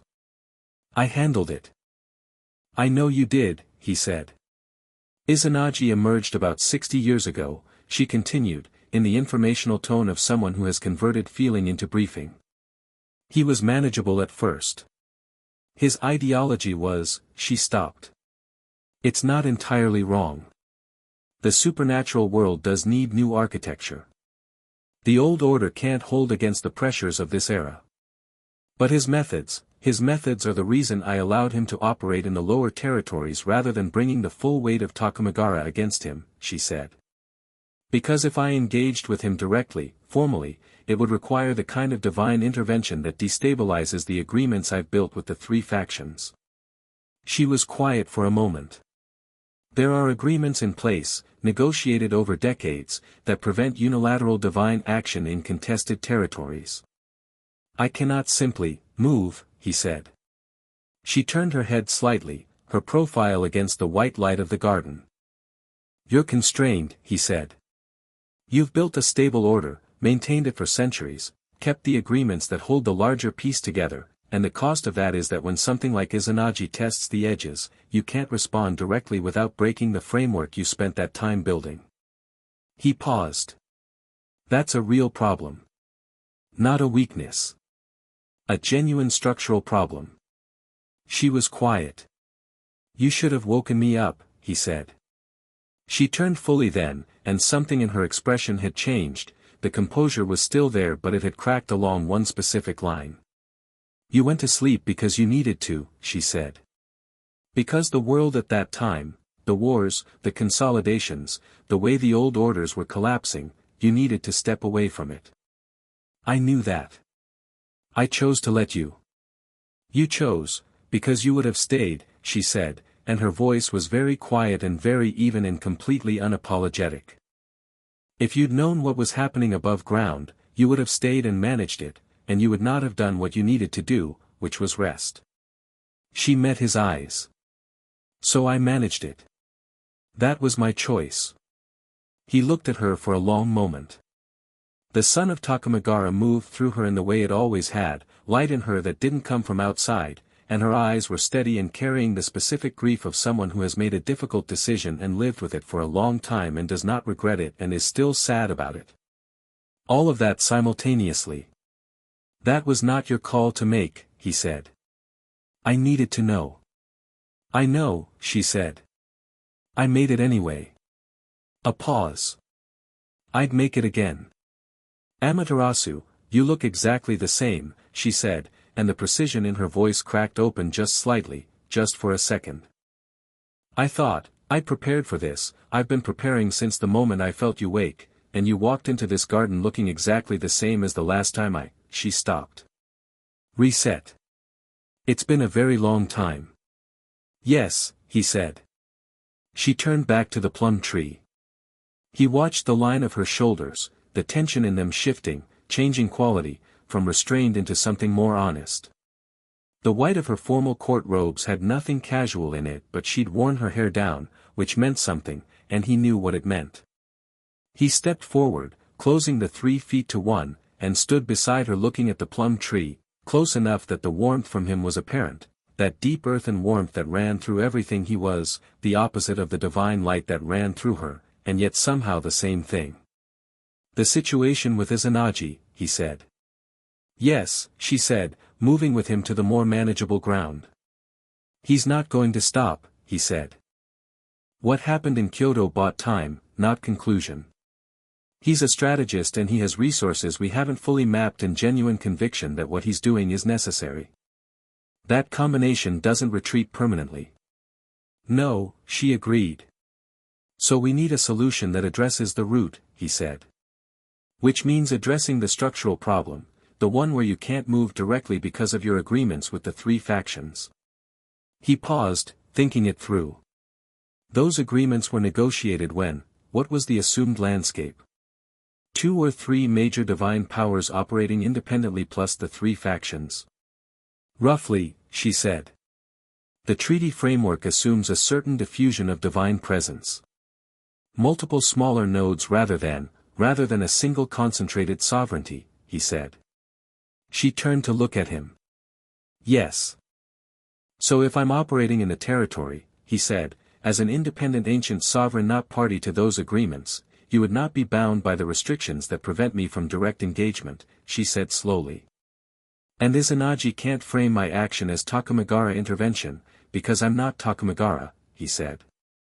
I predate your current diplomatic framework by enough centuries that the three factions would have difficulty arguing otherwise. She was very still, looking at him with those luminous amber gold eyes. You worked this out before you came, she said. Some of it. You helped fill in the gaps. That's not an entirely comfortable thing to admit, she said, and there was something in her voice that was almost the thing she'd been restraining since he walked in, almost warmth, almost the thing that had nothing to do with divine politics and everything to do with the fact that they were standing 6 inches apart in a garden and had been doing this, versions of this, for longer than most divine entities had been conscious. Amaterasu, he said. Don't, she said, but it was the don't of someone who is asking you not to make something easy that they've been working very hard to keep difficult. I'm going to be here, he said. In the lower world. In Kyoto. That's not changing. I know. And you can feel the resonance from the territory from here, he said. So you know exactly what's happening in that court. He watched her profile. You know what's been happening for the past 10 days. She said nothing. The situation with Yasaka, he said. Not a challenge. Just, naming it, which was necessary. I have no position on the internal politics of the Kyoto court, she said, with the precision of someone reading from a diplomatic brief. That's not what I asked, he said. She looked at him then. The amber gold of her eyes was very direct and very open in a way that cost her something. What exactly are you asking, she said. I'm asking if you're going to stay up here in all this white, he said quietly, and manage what you feel from a distance, the way you managed everything else while I was sleeping. Or if you're going to have the conversation we've been not having since I walked into this garden. The plum tree moved in a wind that shouldn't have existed in Takamagara. The stream ran. The divine light came from everywhere at once and made the garden look like the inside of something very old and very true. I have responsibilities here, she said, very quietly. I know. I cannot simply, whatever you're suggesting, I'm not suggesting anything specific, he said. I'm suggesting a conversation. She turned to face him fully, which brought them close enough that the breath between them was minimal and the competing qualities of what they each were, earth and warmth and solar light, met in the space and made something neither, which was its own kind of interesting. Her composure was intact but the edge of it was visibly costing her more than it had at the beginning. You left, she said, and there it was. The real thing, underneath the strategy and the politics and the time. You went into the ground and you left and I have been here for a very long time, Naruto. Managing. Holding. Maintaining. A pause. Alone. You chose that, he said. Yes, she said. I did. She didn't apologize for it. And I would like to be very furious with you about it and not have you look at me like that while I'm doing it. Like what? Like you understand, she said. Like you always understood everything and it was never as complicated for you as it was for, she stopped herself. It was complicated for me too, he said. Going under. Letting things go. I didn't sleep easily, Amaterasu. I went down fighting the fact that I needed to. He looked at her steadily. And then I woke up and the first thing I felt was the territory and the second thing I felt was, you. The resonance of Takamagara in the territory lines. You're woven into this landscape too. You've been here the whole time. She said nothing, but something moved in her face that was not composed and not managed and was, very human, for a sun goddess, which was one of the things about her he'd always found most genuinely compelling. I have a court to protect in Kyoto, he said. A queen who is managing an impossible situation with extraordinary competence, a young girl who is going to be something remarkable, and a problem called Izanagi that needs addressing properly. He held her gaze. I'm asking you to work with me on the latter and, not disappear on me for the first two. You are asking a great deal, she said. You've held everything together for centuries with no backup, he said. I'm asking you to let me be some backup. The silence in the garden was not uncomfortable. It was the silence of something large and old and complicated being turned over and examined honestly, maybe for the first time in a very long time. "The tea thing," she said, eventually. "What? You told the messenger you had the right kind of tea." She looked at the plum tree. "You remembered." "White peony," he said. "You've hated the silver needle variety since before the Tang dynasty. Everybody always got it wrong." Her mouth moved, not the almost smile he'd been getting from Yasaka for 10 days, but the real version of whatever that was for Amaterasu, brief and genuine and complicated. "You spent centuries sleeping and you remembered my tea preference." "Some things don't go under when you do," he said. She was quiet for a long moment. The garden held them both, unhurried. "I'll set up a working channel," she said finally. "Formal communications between Takamagara and the Kyoto court that don't trigger the faction treaty restrictions. My head of divine affairs can manage the technical structure of it." "Good," he said. "And I want to be informed of any significant development in the Izanagi situation before you act on it," she said. "Not after. Before." "Agreed." She folded her hands in front of her with the bearing of someone returning to a position that is familiar and useful. "You should stay tonight," she said, and her voice was very level. "My people will want to meet you formally, and there are historical records that need updating given your current status, and the structural analysis of Izanagi's divine signature would benefit from Takamagara's resources." "Those are all real reasons," he said. "Yes," she said. "They are.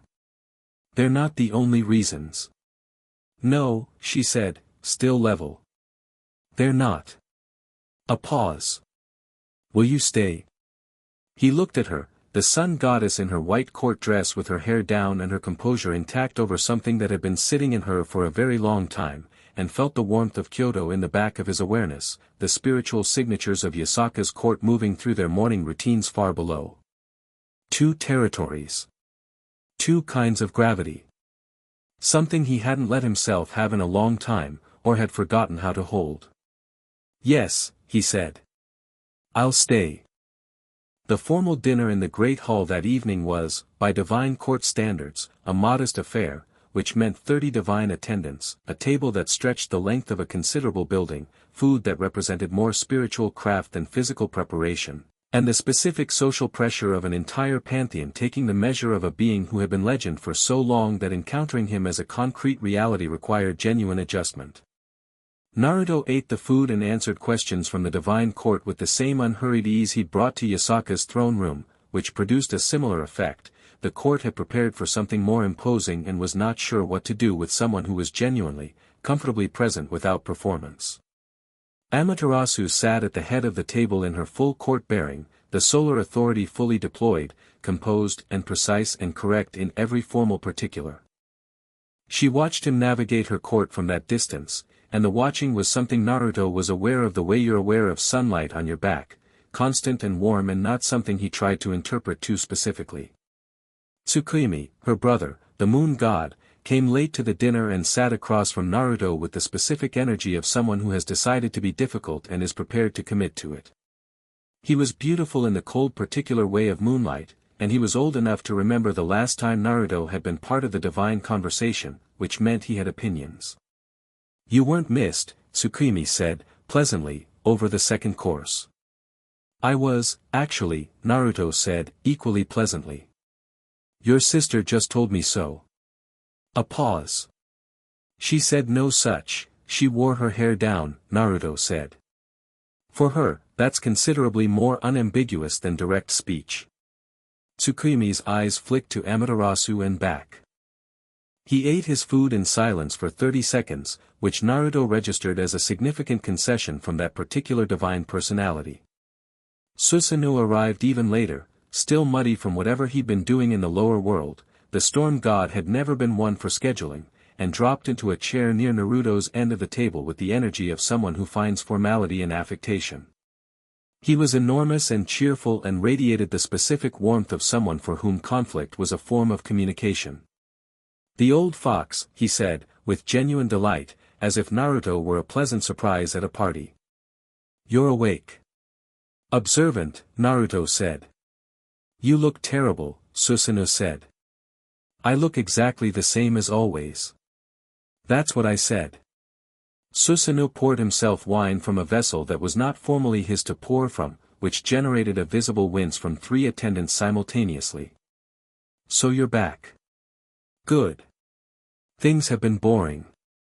He looked down the table at Amaterasu. "He's staying." "We are having a formal dinner," Amaterasu said. "Is that a yes?" Susanoo asked Naruto. "For now," Naruto said. "For now," Susanoo repeated, with the knowing satisfaction of someone who considers for now a complete answer. He drank his wine. "Izanagi," he said, more quietly, leaning in slightly. "You felt him in Kyoto." "Yes. He has more strength than he's shown," Susanoo said. "What he used against you wasn't close to his ceiling." "I know," Naruto said. "How do you know?" "Because I went to see him 6 months ago," Susanoo said, with the complete lack of concern of someone delivering mildly interesting information. "Introduced myself. Had a conversation. Felt the depth of it." He paused. "His conviction is genuine, which you've probably already worked out. What you might not know is that he has support from a divine source that doesn't carry a Japanese signature." Naruto went still. "Foreign faction." "I couldn't identify it precisely," Susanoo said. "But old. And not any of the current major players, not the Abrahamic powers, not the Norse, not the Hindu pantheon. Something older or something deliberately obscured." He refilled his wine. "That's what I'd be looking for, if I were you." "Why are you telling me this?" Naruto asked. Susanoo looked at him with eyes that were bright and old and carrying more beneath the cheerful surface than the surface suggested. "Because my sister has been managing this world alone for too long," he said, simply. "And because Kyoto is part of my territory too, in the old sense, and Izanagi has been encroaching on things that are not his." He tilted his head toward the end of the table. "And because she's not going to say half of what she needs to say tonight in front of a formal court dinner, so consider this the supplement." Naruto looked at him for a moment. "You're more perceptive than you perform." "Everyone should be," Susanoo said, and drained his cup. He found Amaterasu after the dinner in the Eastern Observation Pavilion, which looked out over the endless luminous plain of Takamagara toward the distant suggestion of the lower world below. She was still in her court white, but she'd let the formal bearing go slightly, still present, still herself, but the layer that was specifically for the court had been set aside. She was looking out at the lower world with the expression she'd had looking at the plum tree, something long and steady and honest. He stood beside her and looked too. "Susanoo told you about the foreign signature," she said.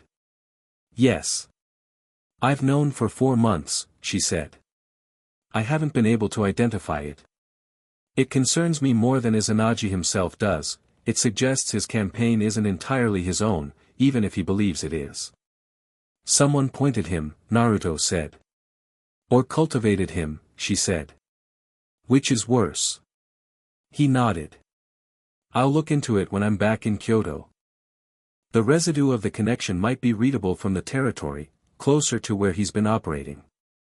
"Be careful," she said. "I'm not usually careful," he said. "I know," she said. "Be careful anyway."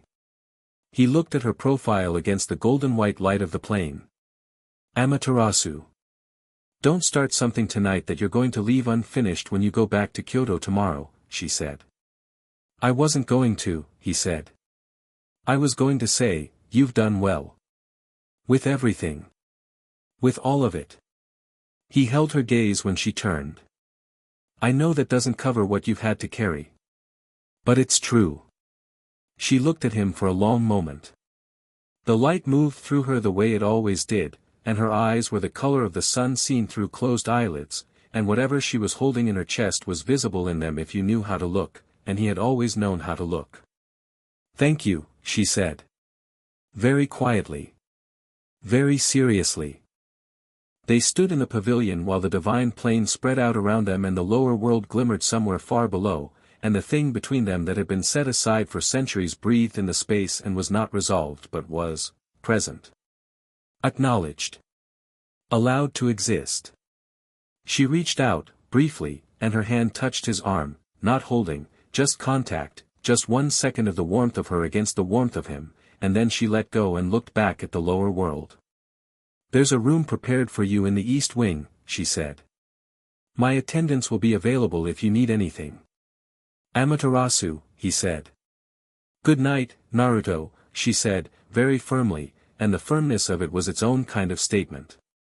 He smiled. She felt it without looking at it and lifted her chin by approximately 1 millimeter in response. "Good night," he said.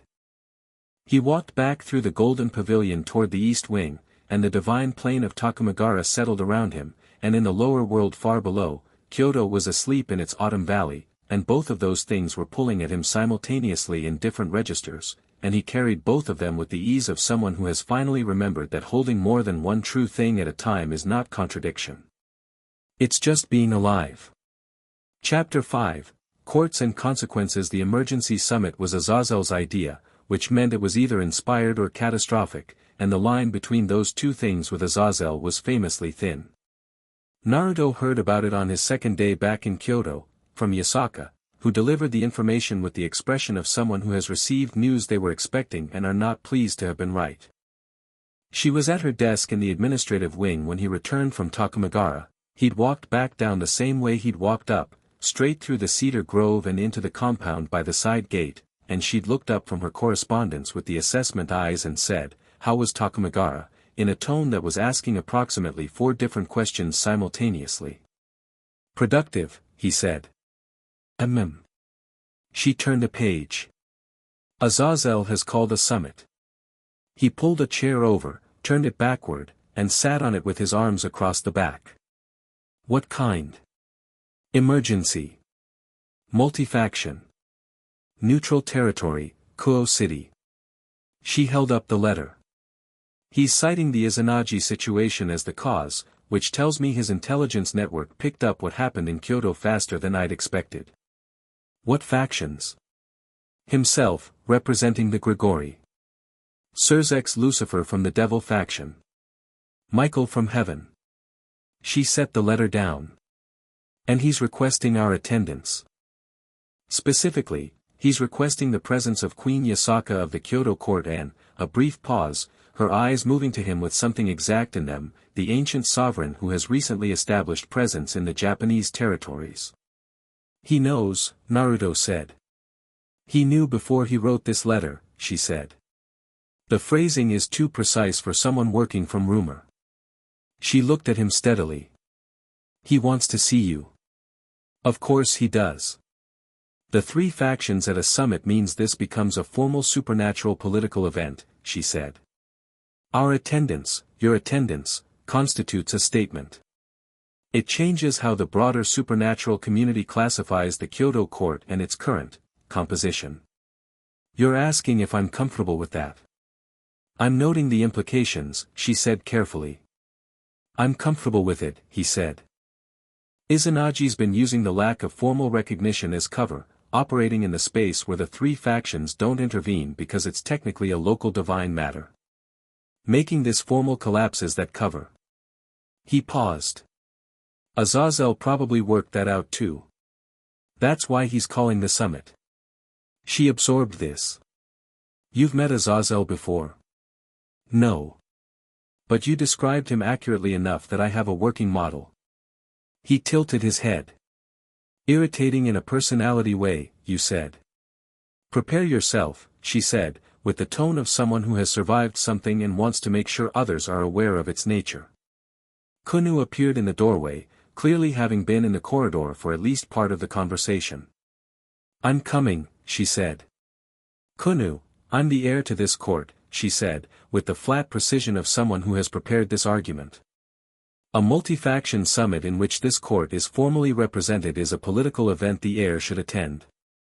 Additionally, I have been training the disruption technique for 12 days, I can feel the eastern ward lines from the inner sanctum, and I am not going to sit in this compound while everybody else, she's coming, Naruto said.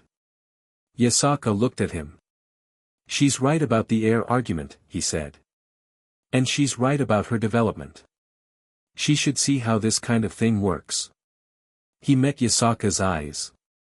She'll be safe. The word safe landed with a specific weight in the room, not the weight of a promise made easily, but the weight of something structural, something that meant if he said it then the math of the situation had already been resolved in Kunou's favor. Yasaka held his gaze for a moment, then looked at her daughter.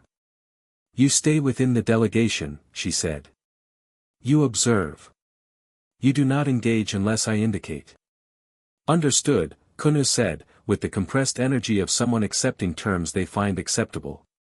Pack light, Yasaka said. We leave tomorrow. Kuo City was a university town that had been, in the past several decades, quietly colonized by supernatural presences to a degree that made it arguably the most spiritually dense urban space in Japan outside of Kyoto itself. Naruto felt it as they arrived, the layered signatures of devil territory, the lingering resonance of angel presence, the general low hum of sacred gear concentration that comes from a school full of children who don't know what they're carrying. The summit was being held in a building that served, in its human-facing function, as a conference center, and in its actual function as a neutral meeting space maintained jointly by the three factions for exactly this kind of occasion. It was warded, structured, and spiritually declared neutral territory in a way that meant serious violence inside it would cost the instigator more than it was worth. Naruto walked in through the main entrance with Yasaka to his left and Kunou to his right and Jinpachi and two of Tushin's senior fighters at appropriate positions behind, and felt the room recalibrate the moment he crossed the ward threshold.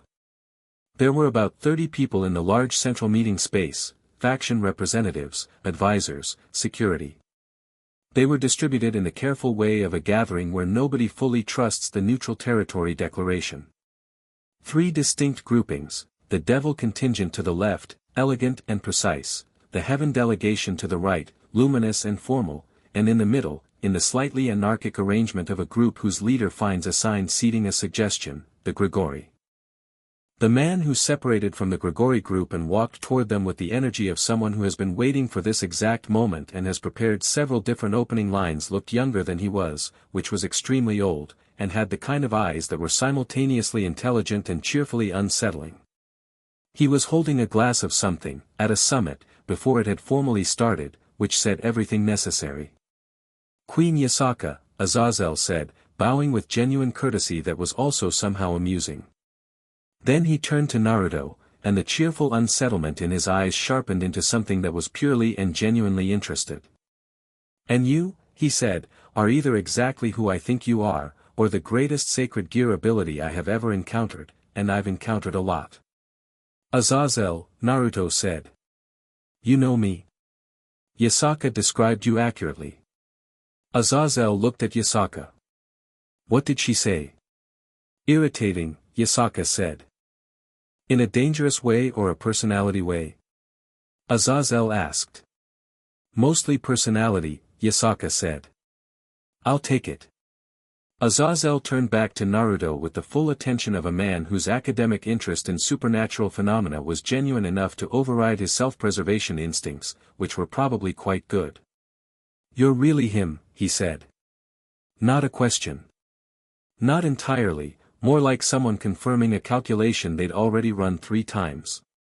The residue in the Kyoto territory, the energy signature, the way every kitsune in that city has been running about 20% sharper for the past 2 weeks. He tilted his head. Kyuubi-Ousama. Naruto said. Right. Personal preference, noted. Azazel studied him with the unabashed directness of someone who decided a long time ago that life was too short for pretending not to be curious. You walked out of Izanagi's assault like it was a mild inconvenience. It was a mild inconvenience, Naruto said. His divine retainers are rated, Azazel stopped himself. You know what, I believe you. My sources described it in terms that I initially thought were exaggeration. Azazel. This came from behind him, a voice carrying the kind of weight that didn't need to be loud, the authority of someone accustomed to being listened to. Surzek's Lucifer, the Devil King, was exactly what his title suggested in terms of presence, enormous spiritual pressure in a form that appeared relaxed and courteous, red hair, eyes that had seen considerably more than they revealed. He was looking at Naruto with composed assessment that was nonetheless genuine and unsettled in a specific deep way, the way experienced power is unsettled by encountering something in a different category. I believe the formal introductions should happen at the table. Surzek is very correct about most things, Azazel said to Naruto, confidentially. It's his most annoying quality. Can we sit down, said the heaven representative, Michael, who had the particular quality of someone carrying a great deal of responsibility with something close to grace, his presence warm and precise and currently directed at Azazel with the expression of a man who has been managing that personality for a long time. Yes, Naruto said, before Azazel could respond. Let's sit down.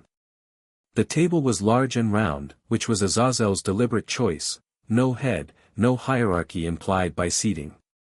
The three factions arranged themselves by group, the Kyoto delegation taking the remaining positions.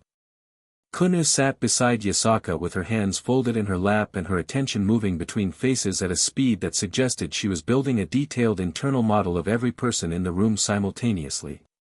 Azazel opened, because Azazel would always open. The situation is this, he said, with the directness of someone who finds preamble wasteful.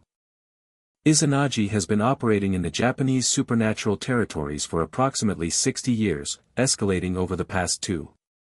His recent direct assault on the Kyoto court constitutes the first explicit move against an established sovereign territory. That changes the classification of his activity from internal divine politics to a regional supernatural security concern. He looked around the table. Which means it's now everyone's problem. The Grigori's interest in this is the sacred gear aspect, Michael said, not challenging, just clarifying. The coerced covenant structure you described with Izanagi's bound soldiers, it's an abuse of divine covenant mechanics that I find professionally offensive, Azazel said, and the casualness of it sat over something that was genuinely not casual. Sacred gears are human gifts. They have a specific intended relationship to their bearers. Forcing a binding covenant that restructures that relationship constitutes a violation of the original design. You say that like you speak for the designer, Surzek said.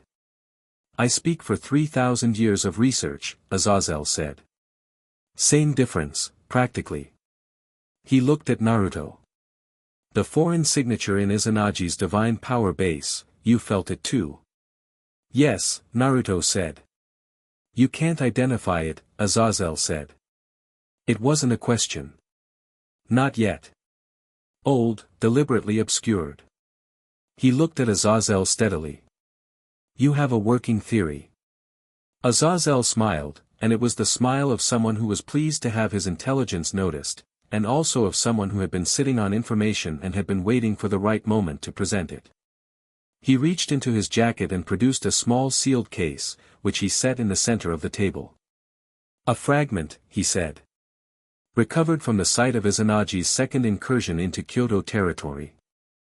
It was left in the spiritual substrate of the approach path, not intentionally, I think.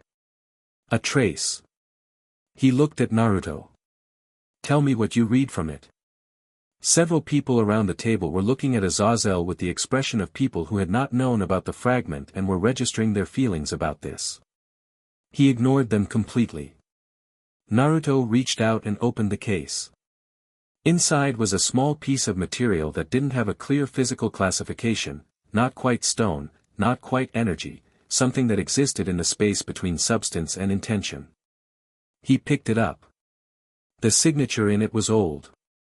Not merely old in the way of divine entities who had existed for millennia, old in a way that suggested something that had preceded the current order of things, something that didn't belong to the Japanese pantheon or the Abrahamic framework or any of the current major supernatural structures. It had the quality of something that had existed before those structures were built and had been waiting since. He set it down. Where did this originate, he said. That's the question, isn't it, Azazel said. I've felt this frequency before, Naruto said. Not this specific fragment, but this type. This depth. He considered. There were entities in the early period, before the current pantheons established dominance, that were neither divine in the current sense nor Youkai nor human-derived. Something older. Most of them stepped back when the current order took shape. Some of them didn't. Silence around the table. You're describing a primordial faction, Surzek said carefully. I'm describing a possibility, Naruto said. But yes. That would explain the concealment, Michael said. If the signature predates the current taxonomic frameworks, current detection methods wouldn't classify it correctly. It would read as noise or as obscured divine power depending on what you were looking for. Which means, Azazel said, with the energy of someone who has arrived at a conclusion they find both exciting and alarming, Izanagi may be considerably less in control of his situation than he believes he is. He picked up his glass. Which makes him more dangerous and less predictable than a simple ideological expansionist. Someone is using him, Yasaka said. Her voice was level and precise and carried the quality of someone who has been listening to a briefing and has arrived at the tactical implication faster than anyone else. Building his infrastructure, resourcing his campaign, and allowing him to believe it's his own. Yes, Naruto said. She looked at him. And the endgame for the entity using him, I don't know yet, he said honestly. But Izanagi's goal is supernatural consolidation in Japan. A single controlled hierarchy. For an entity that doesn't belong to the current order, he paused, a consolidated supernatural Japan would be a significant power base. Controlled from below, through a proxy who believes he's the actual authority.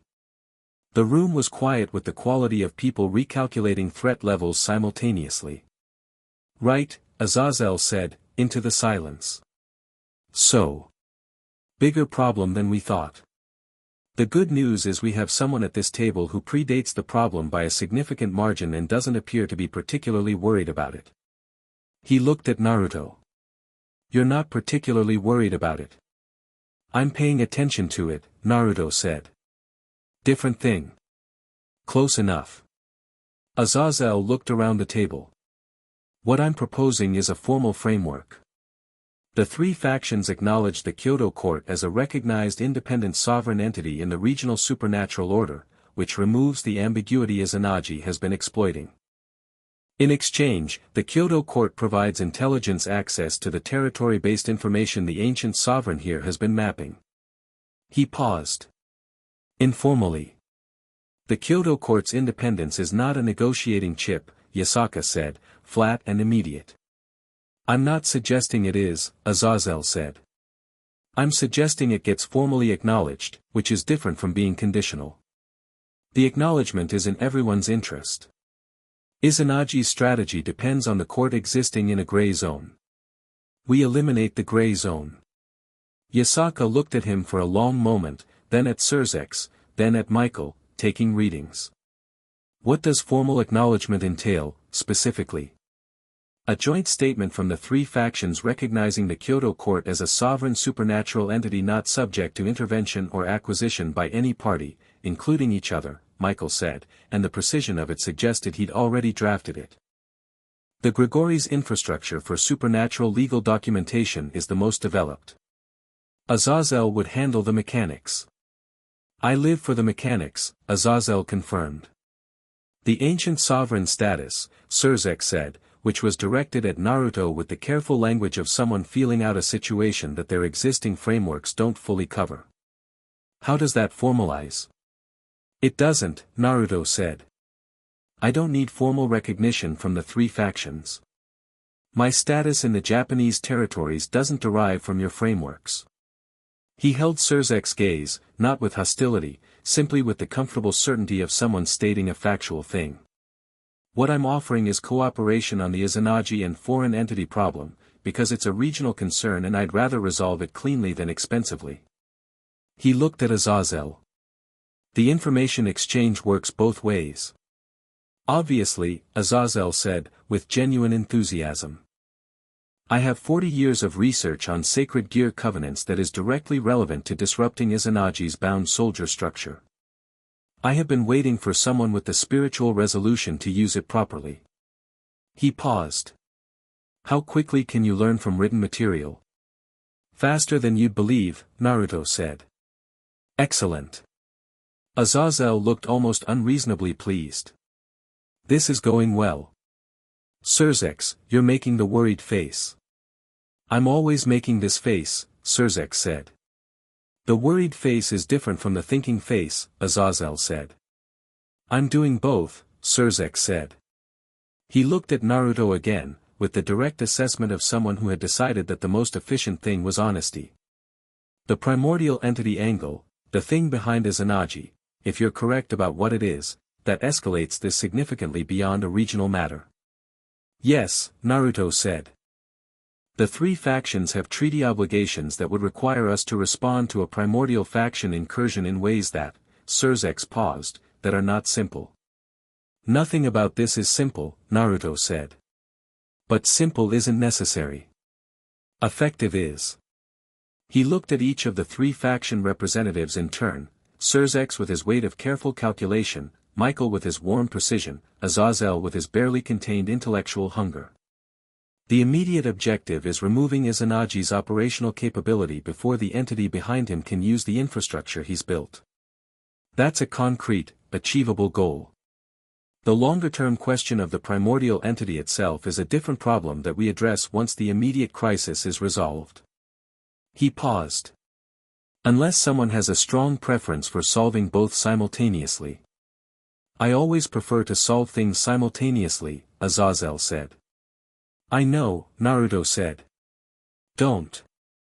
Azazel opened his mouth, closed it, and nodded with the expression of someone accepting professional guidance, which was apparently a novel experience. Surzex made a noise that was technically a cough. The formal agreement took 2 hours to draft, during which Azazel rewrote 3 sections for clarity and Jinpachi quietly corrected 2 points of supernatural legal precedent that no one else at the table had current enough knowledge to catch, which elevated him in Naruto's estimation considerably. Yasaka negotiated the precise language of the independence acknowledgement with the focus of someone for whom language was also architecture, not letting a single ambiguity pass unchallenged. Kunou observed all of this. She was silent through the formal session, which was an exercise in self-control that Naruto tracked in the background, because he could feel the rate at which she was absorbing and processing the room, the political mechanics, the interpersonal dynamics, the way each faction representative communicated their actual priorities through what they contested and what they conceded. She was doing, in her first major multi-faction political event, something that most practitioners took decades to develop. During a brief recess while the final document language was being formatted, she appeared beside him at the water table near the room's side wall. Azazel, she said, very quietly, keeping her face neutral. He suggested the acknowledgement framework before this summit. In the letter. Yes, Naruto said. Which means he knew before this summit that the acknowledgement was something we'd value, she said. Which means he'd already calculated our position and what we'd find acceptable.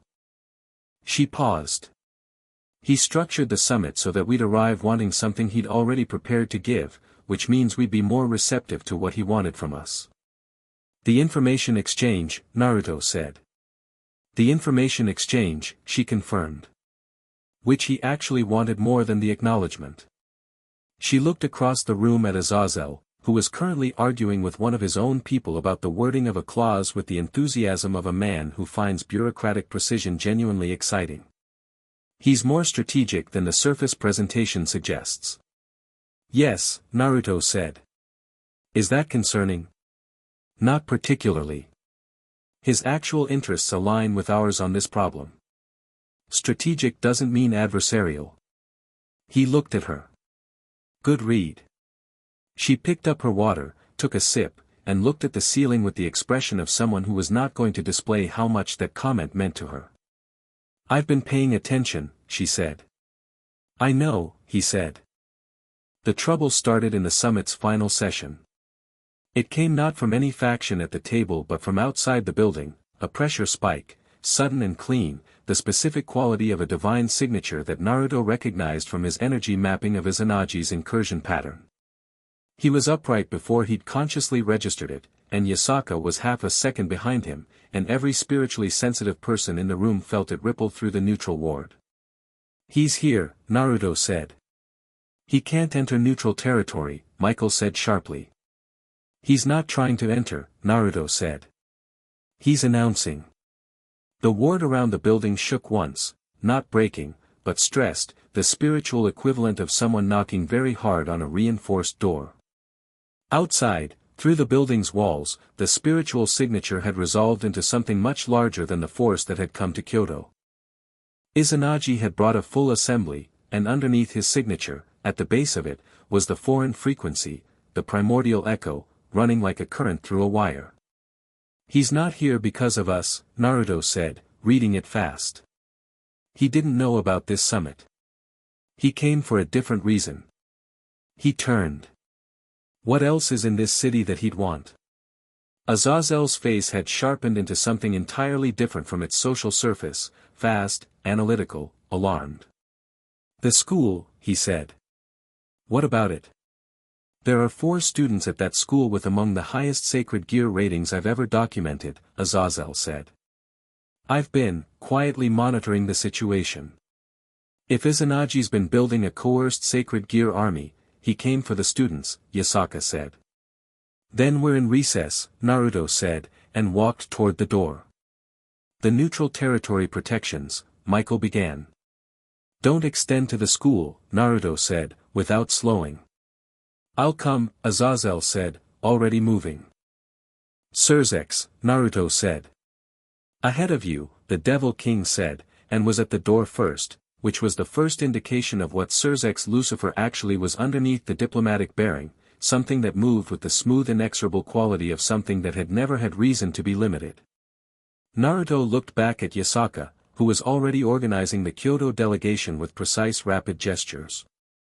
"Stay inside the neutral ward," he said. "Absolutely not," she said. "Yasaka, the acknowledgement document hasn't been signed yet," she said flatly. "Until it is, this court's interests require active representation." She looked at him with the gold eyes that did not accept argument as a concept. "Kunou stays inside." "Mother, Kunou stays inside," Naruto said, and looked at Kunou directly.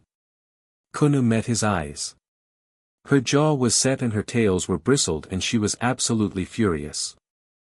And then something shifted in her face, not capitulation, not resentment, but a specific recognition, the kind that comes from understanding the actual reason behind an instruction rather than just its authority. She looked at her mother, then at him, and the fury condensed into something more controlled. "I'll hold the ward," she said. "From the inside. I can extend the resonance outward, it'll give you better coverage than the existing structure." "Yes," Naruto said. "Do that." He turned and went through the door. The school was 6 blocks from the conference center, which in normal circumstances was an unremarkable distance. In current circumstances, the 6 blocks looked like the space between a quiet afternoon and something that was escalating rapidly. Izanagi's force had deployed in a pattern Naruto recognized, the same mapping instinct that had been present in the Kyoto incursions, but scaled up and far more confident, as if whatever restraint had held him back before had been removed. Students were being evacuated by what looked like the school's supernatural affiliated staff, several of whom were clearly more capable than their civilian cover suggested. Naruto tracked this in passing, more focused on the concentration of Izanagi's energy near the school's main building where 3 of his divine retainers had established a containment structure around what appeared to be a corner of the school grounds. Izanagi himself was standing at the edge of the structure, and the foreign frequency was running through him now at full current, not concealed, not filtered, either because he dropped the concealment or because it had dropped itself. His eyes when he turned to face Naruto's approach were different from the Kyoto encounter. Still calculating, still convinced, but overlaid with something that wasn't entirely his own.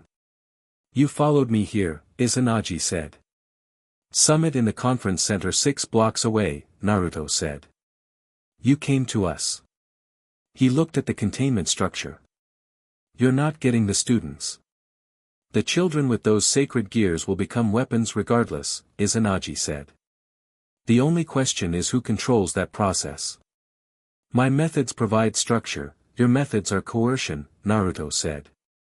You know the difference. The coming age requires, stop, Naruto said, and there was something in the word that wasn't volume but had the quality of something very large settling, and Izanagi stopped talking. I've heard the argument. The argument is not wrong about the problem. It's completely wrong about the solution. He stepped forward. And whoever told you it was the right solution is using you. Something moved in Izanagi's expression, doubt, genuine and brief, before the overlay of the foreign influence smoothed it over. Surzex had deployed to the left, his power expanding into the space with the complete lack of drama of someone who doesn't need drama, and Azazel was working on the containment structure with the focused speed of someone who understood its mechanics from the inside. The divine retainers had felt the new arrivals and were redistributing, which was tactically reasonable and also insufficient. Naruto reached the containment structure, felt its construction, and pulled the central thread. The structure came down in one piece, clean, like removing a keystone. The retainers who'd been maintaining it staggered simultaneously, the sudden release of load throwing their equilibrium, and 3 of Surzek's people were there immediately, containing the situation with the professionalism of a faction that had been managing exactly this kind of tactical problem for decades. Izanagi raised his hand and the divine power came down at Naruto in a concentrated column, the same energy that had scattered through the North Garden's moss and stone, but this time unconstrained by the political calculations of a probe. The full current. Naruto walked through it. The column hit the warmth of his presence and the burnt amber light came up around him like a tide, and Izanagi's divine force broke against it the way water breaks against bedrock, not blocked so much as simply encountered with something that had been there longer and didn't move. The street around them cracked slightly from the edge effect, stone fractures running outward in lines, and a car alarm somewhere started and immediately stopped. He reached Izanagi and put his hand on the man's shoulder, and the foreign frequency in him, that primordial current, the thing that had been running through him like a wire, Naruto found its thread and pulled it back. Not destroying it, not severing it completely, but disconnecting it from Izanagi's own power, quarantining it, leaving the man standing in the street with only himself again. Izanagi's eyes changed. The overlay came off, and what was left was, tired. Genuinely tired, the exhaustion of someone who has been running a campaign for decades on conviction and borrowed force and has arrived, suddenly, at a moment of unobscured reckoning. You've been carrying something that wasn't yours, Naruto said, quietly. For a long time. Izanagi was silent. The thing that was using you, Naruto said, it's not gone. I've only separated you from it. It will try to re-establish the connection. He held the man's gaze, and there was no anger in his face, only the clear honest assessment of someone who sees things as they are. I need you to tell me everything you know about how it first reached you. Izanagi looked at him. The conviction was still there, the ideology, the genuine belief in the need for supernatural consolidation, but it was sitting in him differently now, stripped of the foreign amplification, smaller and more human. It began, he said slowly, 60 years ago. A voice in the deep places. An offer of, not here, Azazel said, appearing beside them with the energy of someone who has been listening from about 5 feet away and has been physically restraining the urge to take notes. Come back to neutral territory. I want this documented properly. He looked at Naruto. I can't believe you separated the foreign signature manually. Do you know how many years I've been trying to develop a technical solution for, Azazel, Naruto said. Right. Documentation first. Admiration later. He gestured at Izanagi. Come on, then.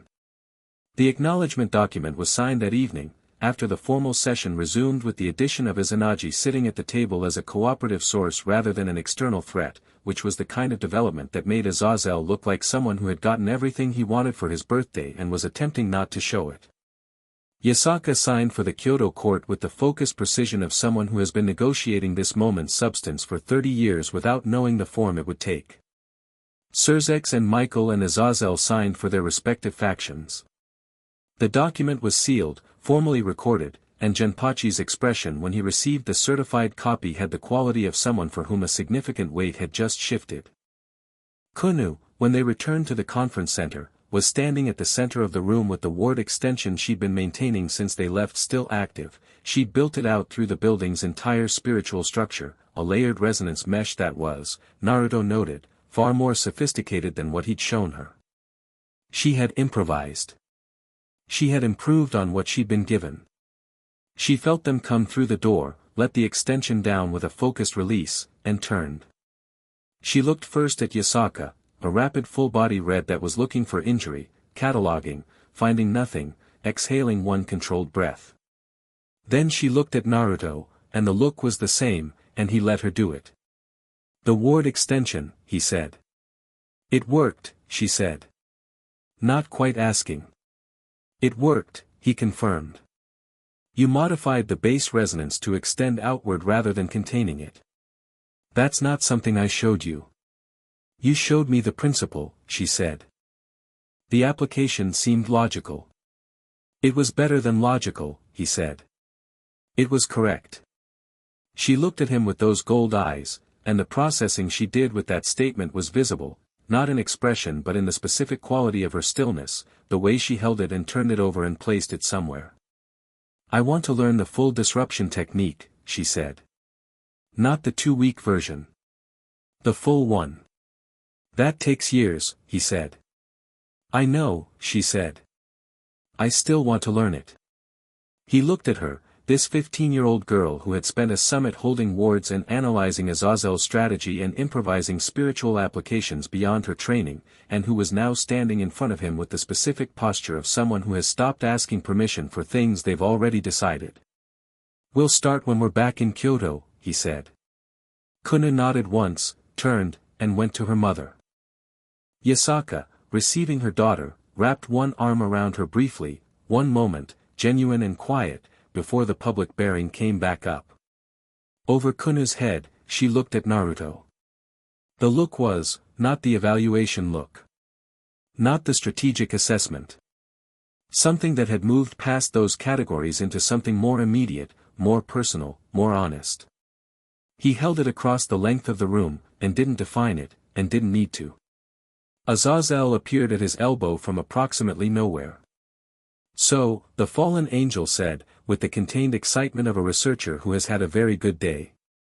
"The primordial frequency you isolated from Izanagi, I want to analyze the quarantine structure you used." "How exactly did you separate it without severing the tomorrow?" Naruto said. "It's only 9 in the tomorrow, Azazel." Azazel looked at him, looked at Yasaka across the room, looked back at him. "Tomorrow," he agreed, with the expression of someone connecting dots that he found very interesting. "I'll send you my preliminary research on primordial faction signatures in the morning." He began to walk away, then stopped. "For what it's worth," he said, without turning around, "this is the most interesting day I've had in approximately 40 years. "Good," Naruto said. "Also," Azazel said, "the ward extension the young Kitsune built while you were out, I have the readings from the neutral territory sensors. She accidentally invented a new ward architecture." He glanced back, just briefly, with a genuinely delighted expression. "Thought you should know." He walked away before Naruto could respond. Naruto looked at Kunou, who was still beside her mother and had apparently not heard this exchange. He would tell her tomorrow. Let her have tonight just being exactly what she was, sharp and young and excellent and not yet knowing the full extent of it. There was time.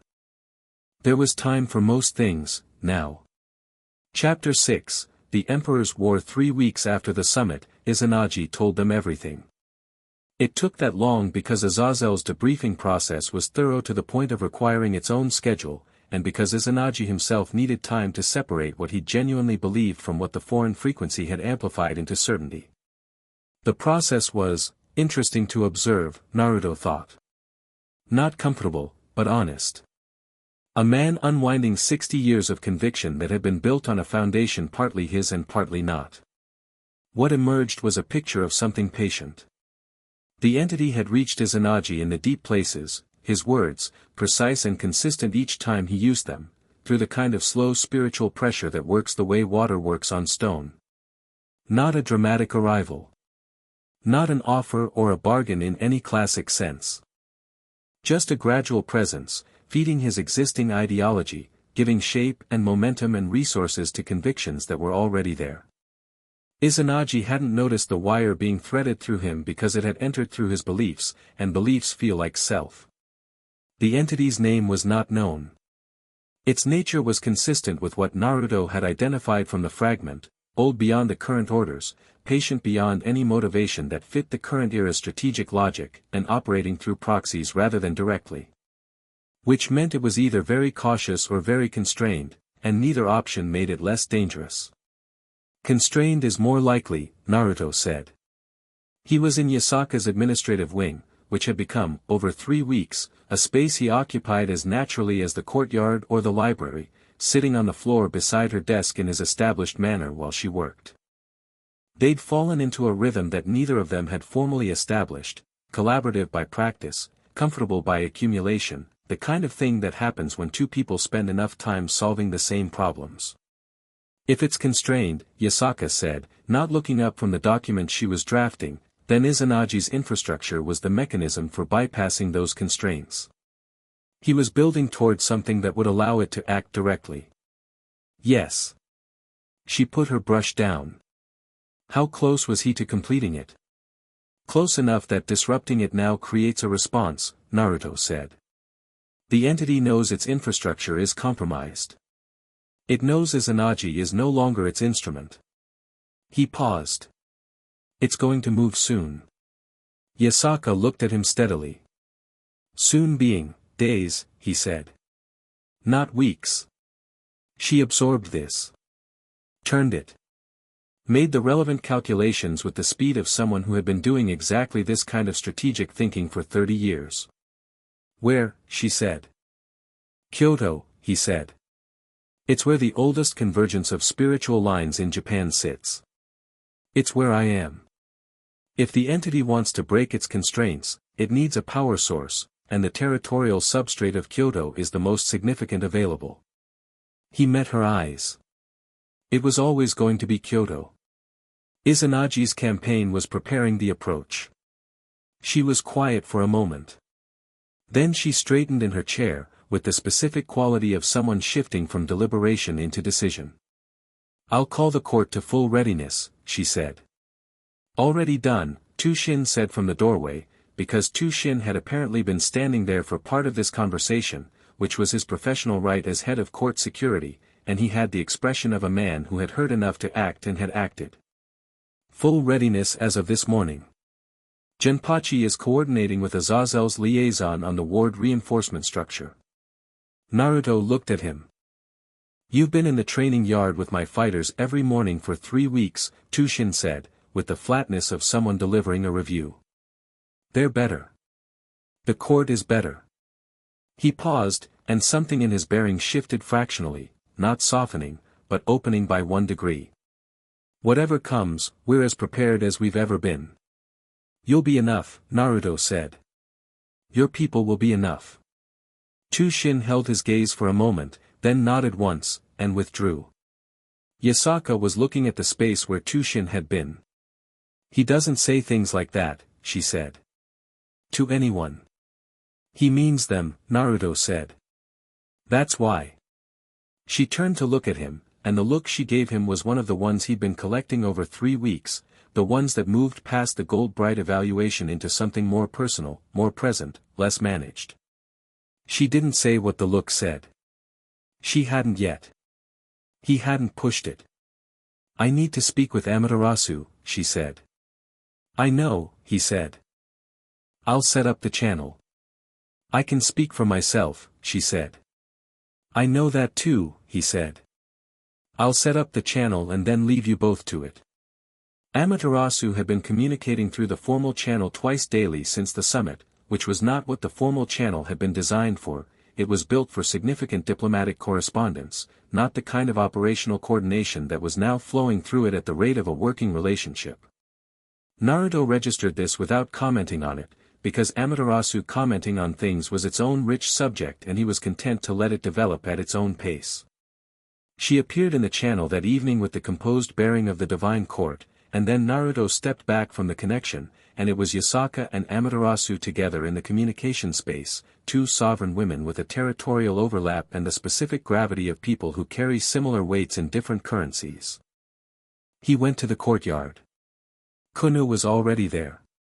She was practicing, not the disruption technique, but the awareness extension she'd first done the morning after he arrived, the one she'd modified at the summit, the one she'd been quietly developing in her own time since, telling him about it in the library when she felt like sharing what she'd found.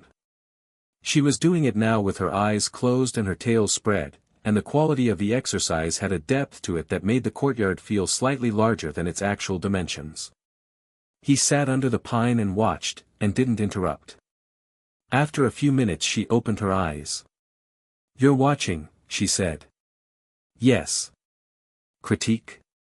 "You're dropping the southeast thread about 3 minutes in," he said. "When you extend to the northeast quadrant it pulls your attention and the southeast loses resolution. You compensate for it consciously, which costs energy.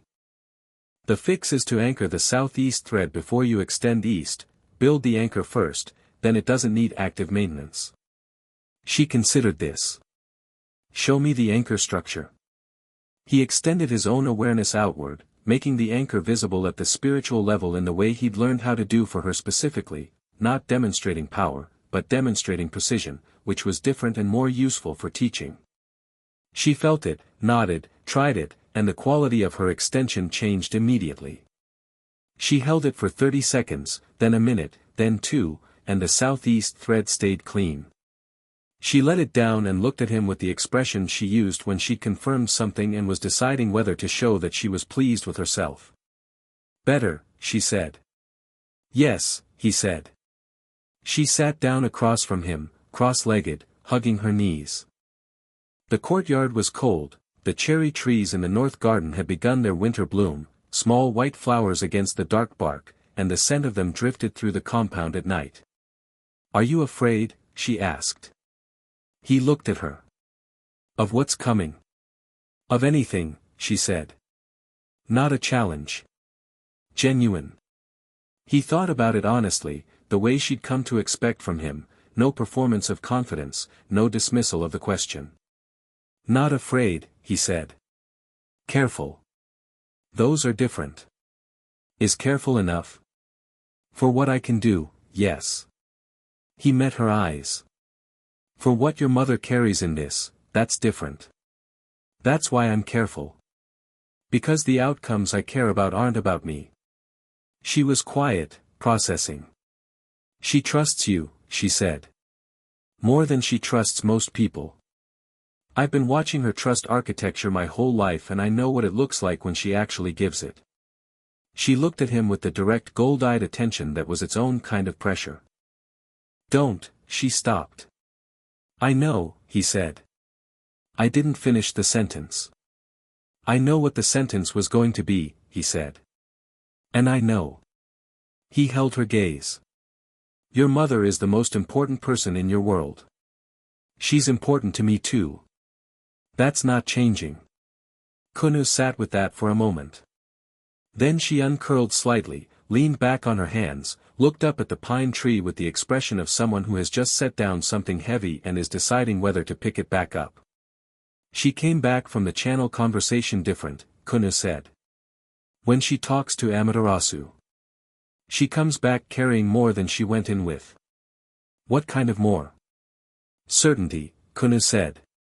Like someone checked her work and confirmed it. She paused. "What is Amaterasu to you, actually?" He looked at the cherry blossoms in the dark north garden. "Old," he said. "She's very old to me. Old in the way of something that has been part of your landscape for so long that you stop distinguishing it from the landscape itself." He paused. "And then you wake up and she's still there and it turns out the distinction matters." Kunou looked at him sideways with the expression of someone taking a careful measurement. "You're not simple," she said. "I thought you might be. When you first arrived. You seemed easy," he said. Uncomplicated, she said. It's not the same thing. No, he agreed. It's not. She stood, shook out her tails, and looked down at him with the bearing of someone who has made a decision and is done deliberating. I'm going to fight tomorrow, she said. Whatever comes. I know what you said about tactics and position and the inner sanctum.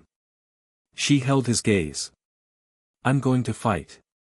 He looked up at her, at this girl who had grown something real in 3 weeks of real work and was now standing in it with both feet. I know, he said. You're not going to tell me I can't. No, he said. I'm going to tell you where to stand and what to watch for and how to coordinate with Tushin's left flank, and you're going to hold that position and you're going to be extraordinary. He stood. We'll go over the positioning in the morning. She looked at him for a moment. Then, she's going to figure out what she feels soon, Kunou said, and turned and walked inside before he could respond, which was deliberate, he was quite sure, and also possibly the most sophisticated exit of the entire 3 weeks. The entity came at dawn. Not through the northern approach, not through any of the mapped incursion routes, not through any of the gaps they'd closed or the lines they'd reinforced. It came through the oldest pathway in the territory, the iron vein stone in the cedar grove, the very foundation point that Naruto had described to Kunou on his first night here. The ground beneath the grove cracked in a line running straight north toward the city, and from that crack came pressure, immense and cold and carrying the specific frequency of something that had been waiting for a very long time to be let out. Naruto felt at the moment it moved, from the courtyard where he'd been since before dawn. He was already in motion before the first ward alarm activated. The spiritual pressure spread outward from the grove in a wave that moved through the substrate of the city like a tide moving through sand, not destroying, but displacing, pushing the existing spiritual architecture aside to make room for something that intended to occupy the space. Kyoto's Youkai population felt it in their sleep, every one of them, a deep subliminal wrongness, the sense of foundations shifting. He hit the cedar grove at the same moment the entity fully manifested. It did not have a form in any classical sense. What it had was presence, the same quality he carried, but inverted. Everything that warmth and earthen resonance was turned to its opposite. Cold depth. Absolute patience made into pressure. It occupied the grove the way a cold front occupies a landscape, pervasive and directionless and total, and where it touched the old trees the bark went pale and the needles fell. The iron veined stone at the grove's center was its anchor point. It had used the stone's spiritual resonance, the same resonance he'd described, the foundation point of the Kitsune court's territorial establishment, as a key. The oldest lock in the territory, and it had picked it using knowledge that should not have been accessible. Naruto stopped at the grove's edge. The burnt amber light came up around him naturally, not summoned, just present, the way it was when there was genuine reason. The entity's pressure pressed against it and the grove fell quiet in the way that deep places go quiet when something old and significant begins. You knew about the stone, he said, to the presence. The entity didn't use language. It used pressure, specific, communicative pressure that conveyed intention without words. What it conveyed was confirmation. Yes. It had known. It had been watching when he described it. Which meant, Kyoto, he said, and the cold moved through his chest that had nothing to do with his body's temperature. You've been in this territory the whole time. He looked at the cold pale trees. Not as Anaji's campaign. You were using his campaign to keep my attention there while you entered here. He paused. How long? The pressure gave him the answer. Since before he woke up. He was still for 1 second, processing. The entity had been in the territory's substrate before his awakening, not strongly enough to trigger his return, because it had been careful, patient, feeding on the spiritual richness of the location in small increments while keeping below the threshold of his sleeping awareness. Izanagi's campaign had been the distraction and the cover simultaneously. While everyone's attention went north, the entity had been deepening its hold on the grove's foundation stone, and now it had enough purchase to open. Clever, he said, and meant it. Then he stepped into the grove. The cold hit him like a physical thing, the entity's full attention focusing, not surprise, but the specific calibration of something encountering the entity it had been studying and finally measuring it directly. The cedar trees around him were all pale now, bark bleached, and the ground beneath his feet had gone hard in a way that the earth never goes in healthy territory.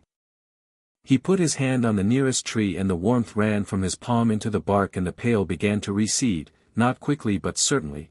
The tree remembered him, the way all of this forest did. "I know what you are," he said to the presence. "I've felt the type before, not this specific entity, but the category. The ones that stepped back when the current order took shape." He stood in the center of the grove, 2 feet from the iron-veined anchor stone. "Some of you stepped back because you wanted to.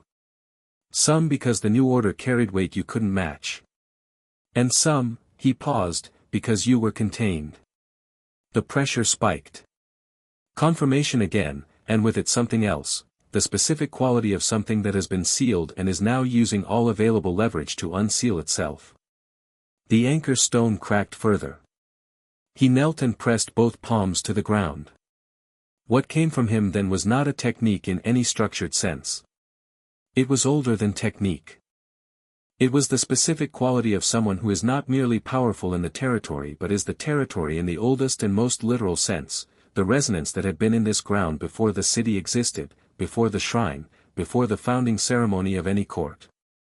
The earthen warmth spread outward from his palms in a wave that was the opposite of the entity's cold spread, running through the substrate toward the anchor stone, reaching the foundation of the grove, finding every thread of the entity's presence in the territory and following it.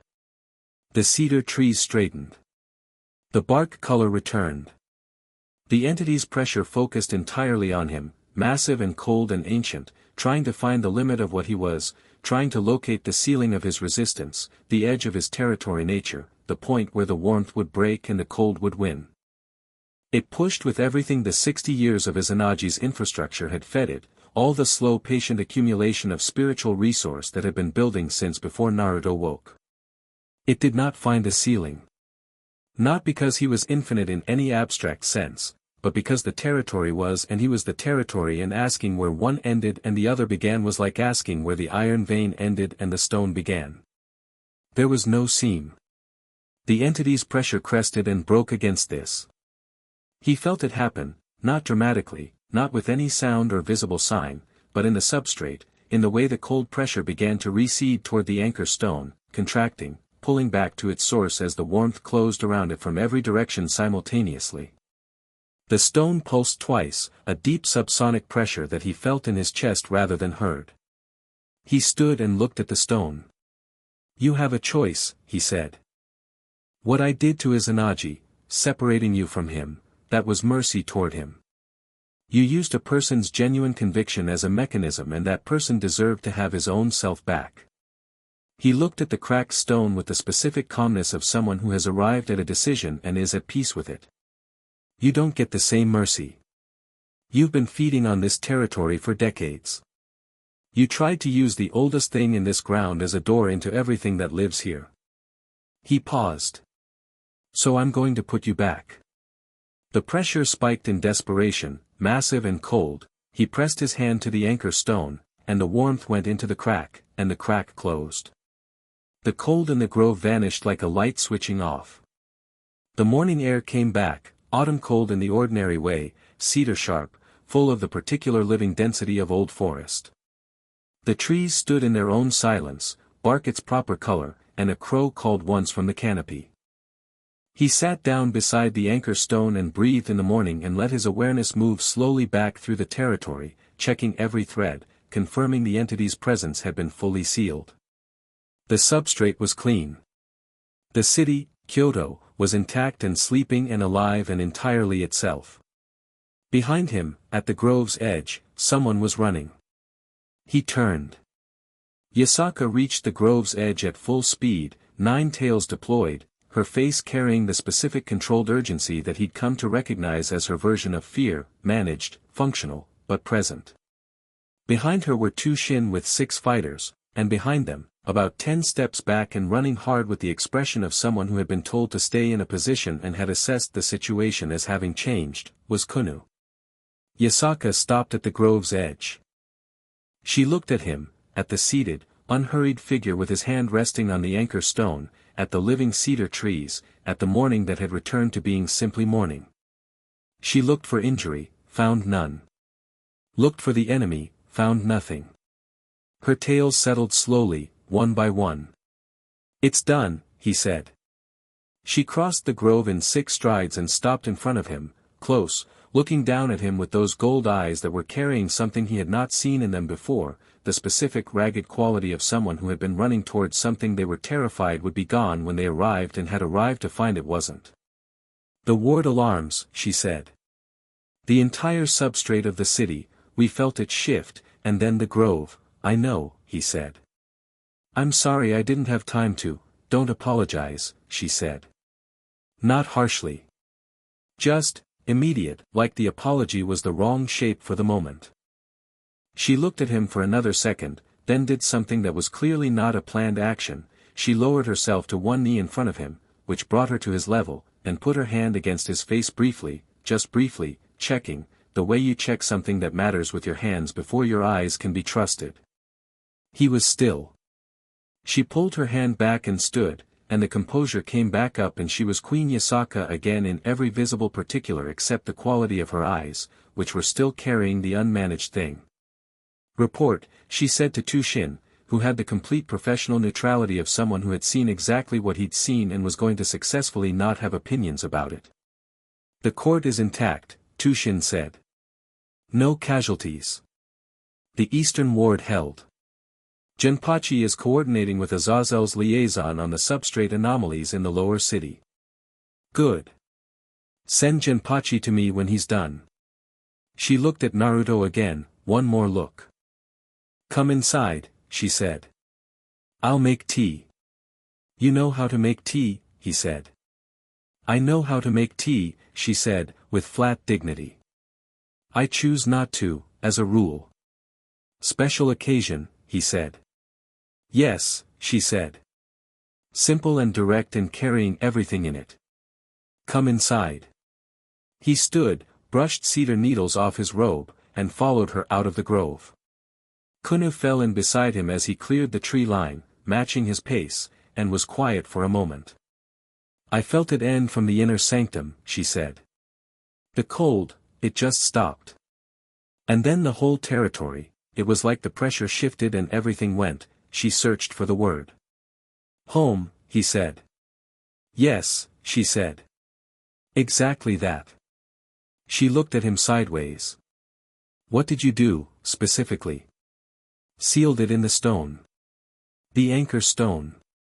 She thought about this. "The iron-veined one." "Yes." "Is it permanent?" "As permanent as the stone," he said. "Which is geological time, so yes." She nodded, filing it away. "Then, my mother touched your face." "I noticed," he said. "She doesn't do that," Kunou said. "I know." "To anyone," she added, for clarity. "Kunou," he said. "I'm just providing context," she said, and walked ahead, and he let her have the last word on it because she'd earned considerably more than that over the past 3 weeks. Amaterasu arrived at noon. Not through the formal channel. She arrived in the cedar grove itself, stepping down through the threshold between Takamagara and the lower world with the ease of someone who has decided that formality is insufficient for the current moment. She stood in the grove, in the ordinary autumn morning, wearing not her court white but something simpler, and looked at the anchor stone for a long time. Naruto found her there because the territory told him she'd arrived. He came through the trees and stopped when he saw her, and she turned, and they looked at each other in the grove where he'd slept for centuries and she'd been watching from above for all of it. "I felt what you did," she said. "Yes. The entity, sealed. The stone will hold." He crossed the grove to stand beside her, looking at the stone. "It was here before I woke up. That bothers me." "It bothers me too," she said. "I should have felt it. I've been watching this territory for," she stopped. Set it aside, the way she set things aside when they led toward the admission that her management had limits. It was careful. Extremely, he said. I'm not assigning fault. But we should understand how it concealed itself. We will, she said. Together. The word was deliberate. She'd chosen it and put it down and was not picking it back up. He looked at her. She was looking at the stone. In the grove, in ordinary light, without the divine court around her, she was simply, herself, the thing underneath all the roles, the thing he'd known longer than the roles had existed. Yasaka made tea, he said. She turned to look at him. She said she doesn't do it as a rule, he said. But this was a special occasion.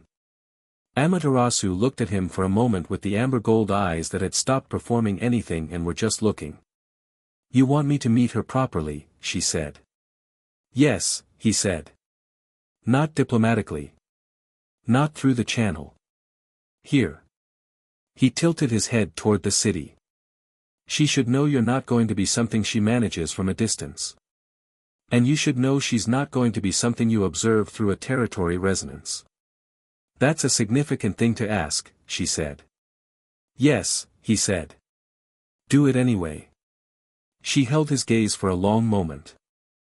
Then she looked at the city below the grove, visible in the morning light, Kyoto in its autumn valley, old and layered and alive. Her expression did what it did sometimes, opened, just slightly, just honestly, and what was in it was not resistance but the specific shape of someone stepping towards something they've been standing at the edge of for a long time. Fine, she said. With precise dignity. I'll come. And you'll be civil, he said. I'm always civil, she said.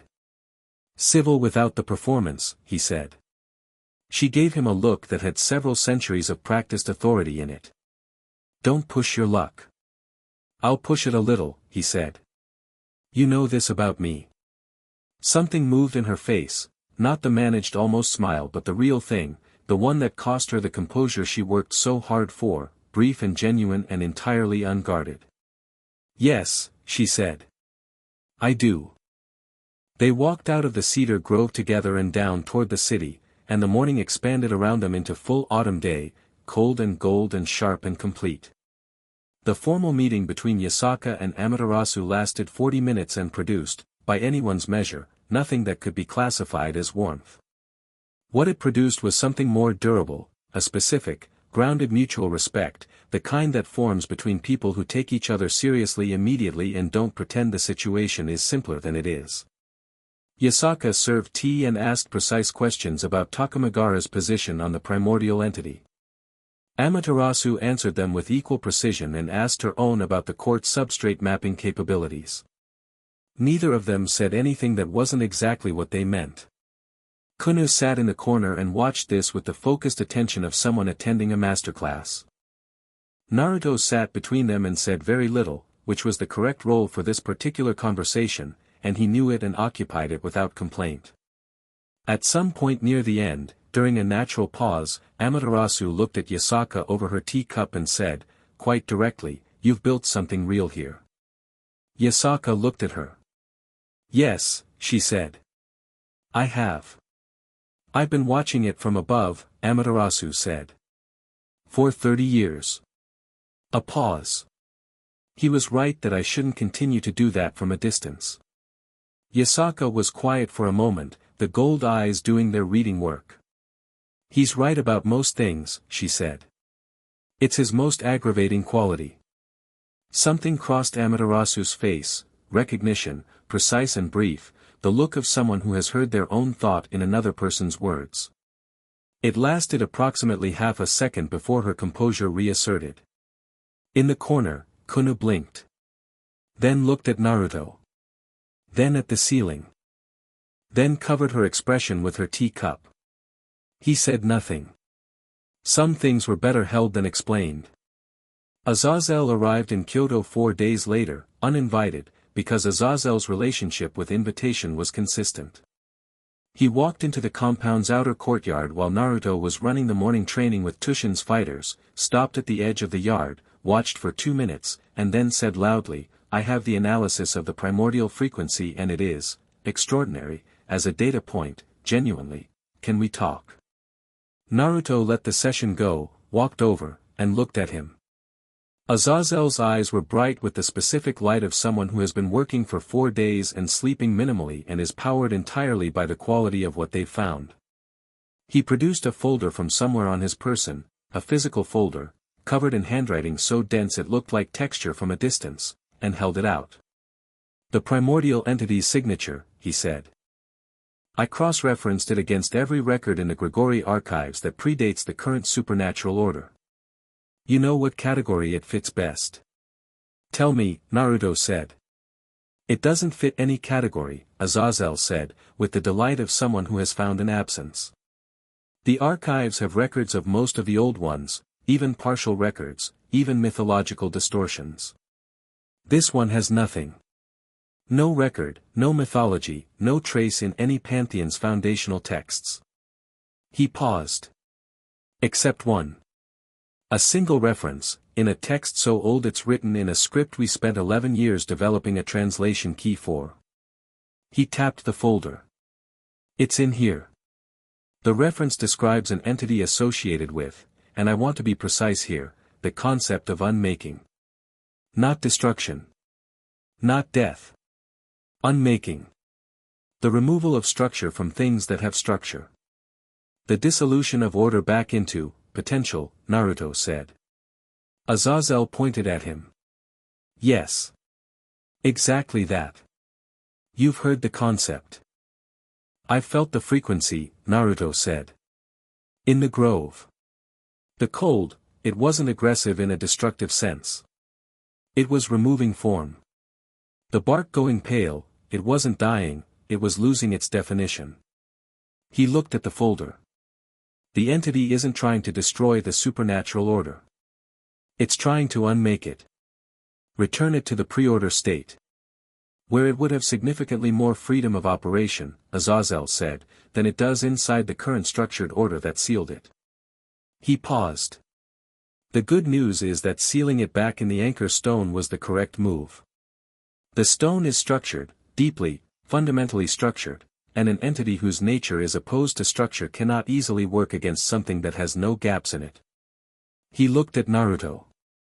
You are, for lack of a better technical term, the ideal counterpoint to this specific entity. Your nature is, foundation, Naruto said. Foundation, Azazel agreed. Yes. He looked around the compound with the bright-eyed satisfaction of someone arriving at a place they find correctly arranged. I'd like to study the anchor stone. You can see it, Naruto said. Don't touch it. Obviously, Azazel said. What kind of researcher do you think he stopped. Actually, fair. He tucked the folder under his arm. The Grigori's formal position, for the record, is that the primordial threat has been neutralized, the regional crisis resolved, and the Kyoto court is formally recognized as a stable independent sovereign entity under the joint acknowledgement framework. He tilted his head. My personal position is that this is going to be considerably more interesting long-term than most people at that summit realized, and I intend to maintain close research collaboration with this territory indefinitely. Is that a request? Naruto said. It's an intention, Azazel said. But yes, also a request. From one person who finds the world genuinely interesting to another. He paused, and the brightness in his eyes had something more honest behind it, the specific warmth of someone who has spent enough time being significantly more perceptive than the people around him that genuine peer contact is something he values. You're the only entity I've ever met whose history I can't fully research and whose capabilities I can't fully model and who I find I don't want to reduce to a data set. A pause. That doesn't happen often. Naruto looked at him for a moment. You can study the stone, he said. And send me the translation of the reference text. Azazel's expression resolved into something that was, stripped of all the surface performance, simple and genuine pleasure. Excellent, he said. I brought the translation. He produced a second folder. I was going to try to negotiate it but I brought it anyway in case negotiations were unnecessary. Were you expecting them to be? I was hoping, Azazel said. There's a difference. He handed over the folder. Also, he glanced toward the main building with the casual precision of someone who has excellent peripheral awareness. Amaterasu is visiting. Yes, Naruto said. She's here quite a lot, for someone from Takamagara, Azazel said. Yes, Naruto said. And Queen Yasaka, Azazel, Naruto said. I'm just observing, Azazel said, with pure innocence. It's what I do. He began walking toward the cedar grove. Tell Amaterasu I said hello. She'll pretend to be annoyed. She actually likes me. Naruto watched him go, then looked at the two folders in his hands, then at the compound around him, the trained fighters in the yard, the administrative wing where Jinpachi was drafting 3 different diplomatic documents, the library where Kunou was probably already reading something she'd been told was above her current level, the kitchen where the morning tea was already made. The territory, breathing around him. He went inside. Chapter 7, What Remains When the Fire Settles. Winter came to Kyoto with intention. Not the aggressive cold of the northern territories but the old city's particular version, a deepening of quiet, a settling of light into gold and low angles, the cherry trees in the north garden blooming against all reasonable expectation the way Yasaka's mother had apparently always counted on. Small white flowers on bare branches, catching the morning frost and holding it in a way that made each flower look deliberate. The first time Naruto saw them in full bloom he stood in the garden for a long time, just looking, and said nothing because nothing was the right size for it. Kunou found him there. They always bloom like this? He asked. Every winter, she said. Mother says they're stubborn. Hereditary, he said, and she made the face she made when she was accepting a point she found accurate but didn't want to award too easily. She was different than she'd been on the first night, still sharp, still Kunou in every essential way, but the sharpness had acquired depth the way good blades do when they're properly worked. She stood in the north garden and looked at the cherry trees with the same attention she brought to everything now, and he could feel her awareness extension moving outward through the compound in its morning sweep, clean and thorough, the southeast anchor holding firm. She'd developed 3 new applications of the base technique in the past month entirely on her own. He'd stopped suggesting directions. It was more interesting to watch her find them. She's going to do it today, Kunou said. He looked at her. Mother. She kept her eyes on the flowers. She's been working up to it for a week. You can tell when she's building towards something. She gets very precise. She's always precise, he said. More precise, Kunou said. Precisely precise. Like every sentence she says is load-bearing. She paused. She was like this before the treaty negotiations at the summit, and before she sent the original letter to Takamagara's formal channel, and before she told Jinpachi she was promoting Tushin to joint head of court security. She looked at him sideways. It's the face she makes before she says the thing she's been deciding whether to say. He absorbed this. I'm not telling you this so you can prepare a response, she said, with precision. I'm telling you because you should know. So it doesn't catch you wrong. He looked at her profile, at the careful neutrality she was maintaining over something that was not neutral, and felt the specific warmth of being given something by someone who had worked hard not to need to give things away. Thank you, he said. She nodded once, in the sharp way of someone receiving a transaction as complete, and went inside. He stayed in the garden with the winter cherry trees a little longer. The morning ran its course the way mornings in the compound had come to run, Tushin's training session, Jinpachi's briefing on the 3 ongoing diplomatic correspondences that had emerged from the summit acknowledgement, a communication from Azazel which was technically research but read more like an enthusiastic letter from a colleague who had just discovered something that made him want to tell everyone. The primordial entity remained sealed. The territory's substrate was clean and deep and resonant. The court functioned with the ease of something that had been running well and was now running better, and every person in it moved with a confidence that was new in quality if not entirely in kind. Naruto worked through all of it, and the working was good. That was the word. Simple and accurate. It was good to have work that mattered inside a structure he could feel with his hands. The court had become, in 2 months, something he recognized in the oldest possible sense, not as in the possessive way of ownership, but as in the way that a home is yours when you've put yourself into it long enough that it carries your shape. Around mid-morning, Yasaka appeared in the training yard where he was reviewing the new ward extension grid that Kunou had designed and Tushin's fighters were learning to operate. She watched from the doorway for a moment, he felt her there before he turned, and then, when you have a minute. Not come when you're done and not I need to speak with you. The specific phrasing of someone who had chosen their words carefully enough that the casualness in them was deliberate. He finished the review, handed the grid diagram to Tushin's second, and followed her. She led him not to the administrative wing or the formal reception room but out through the side gate and up the hill path to the overlook. The city was below in its winter morning, smoke from heating fires, the river bright between its banks, everything clear the way cold air makes things clear.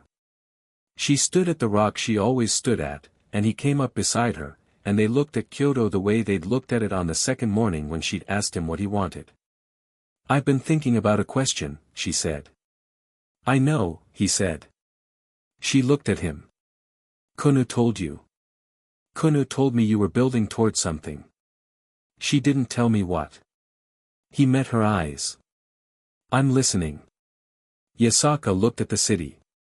In the old texts, the ones that describe the Kitsune court's founding, the ones that go back far enough to reference Kyuubi-Ousama, there are records of a specific arrangement.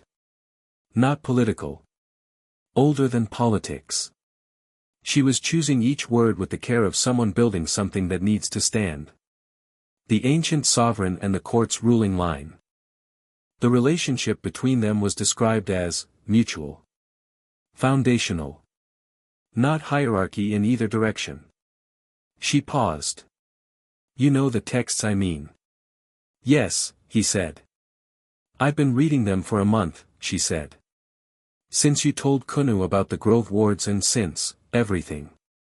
She held his gaze, and the gold of her eyes was steady and direct in carrying something he'd been watching come to the surface for 8 weeks, patient and certain, the way deep things surface. "I'm not asking about the texts." "I know," he said. "I'm asking about you," she said. "What this has become for you. Here. In this court." A pause. "With me." He looked at her.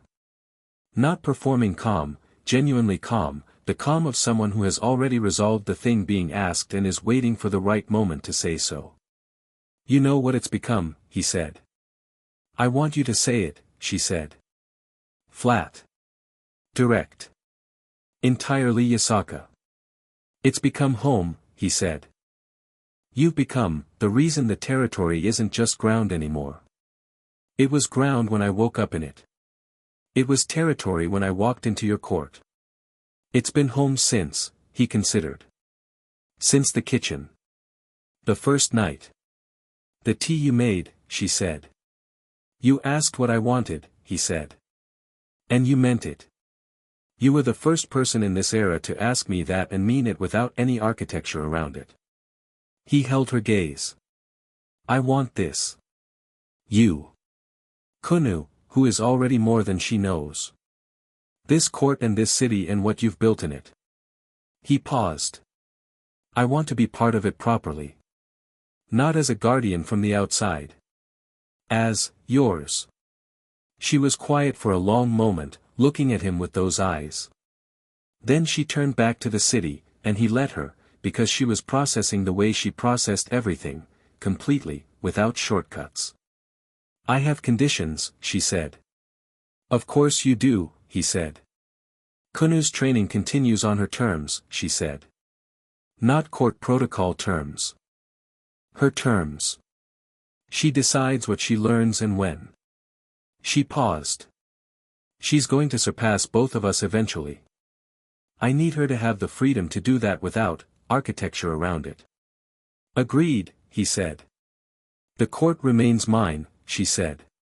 "The decisions of governance, the diplomatic structures, the internal hierarchy. You are not," she paused, finding the right shape, "you are not lord of this court. You are, part of this court," he said.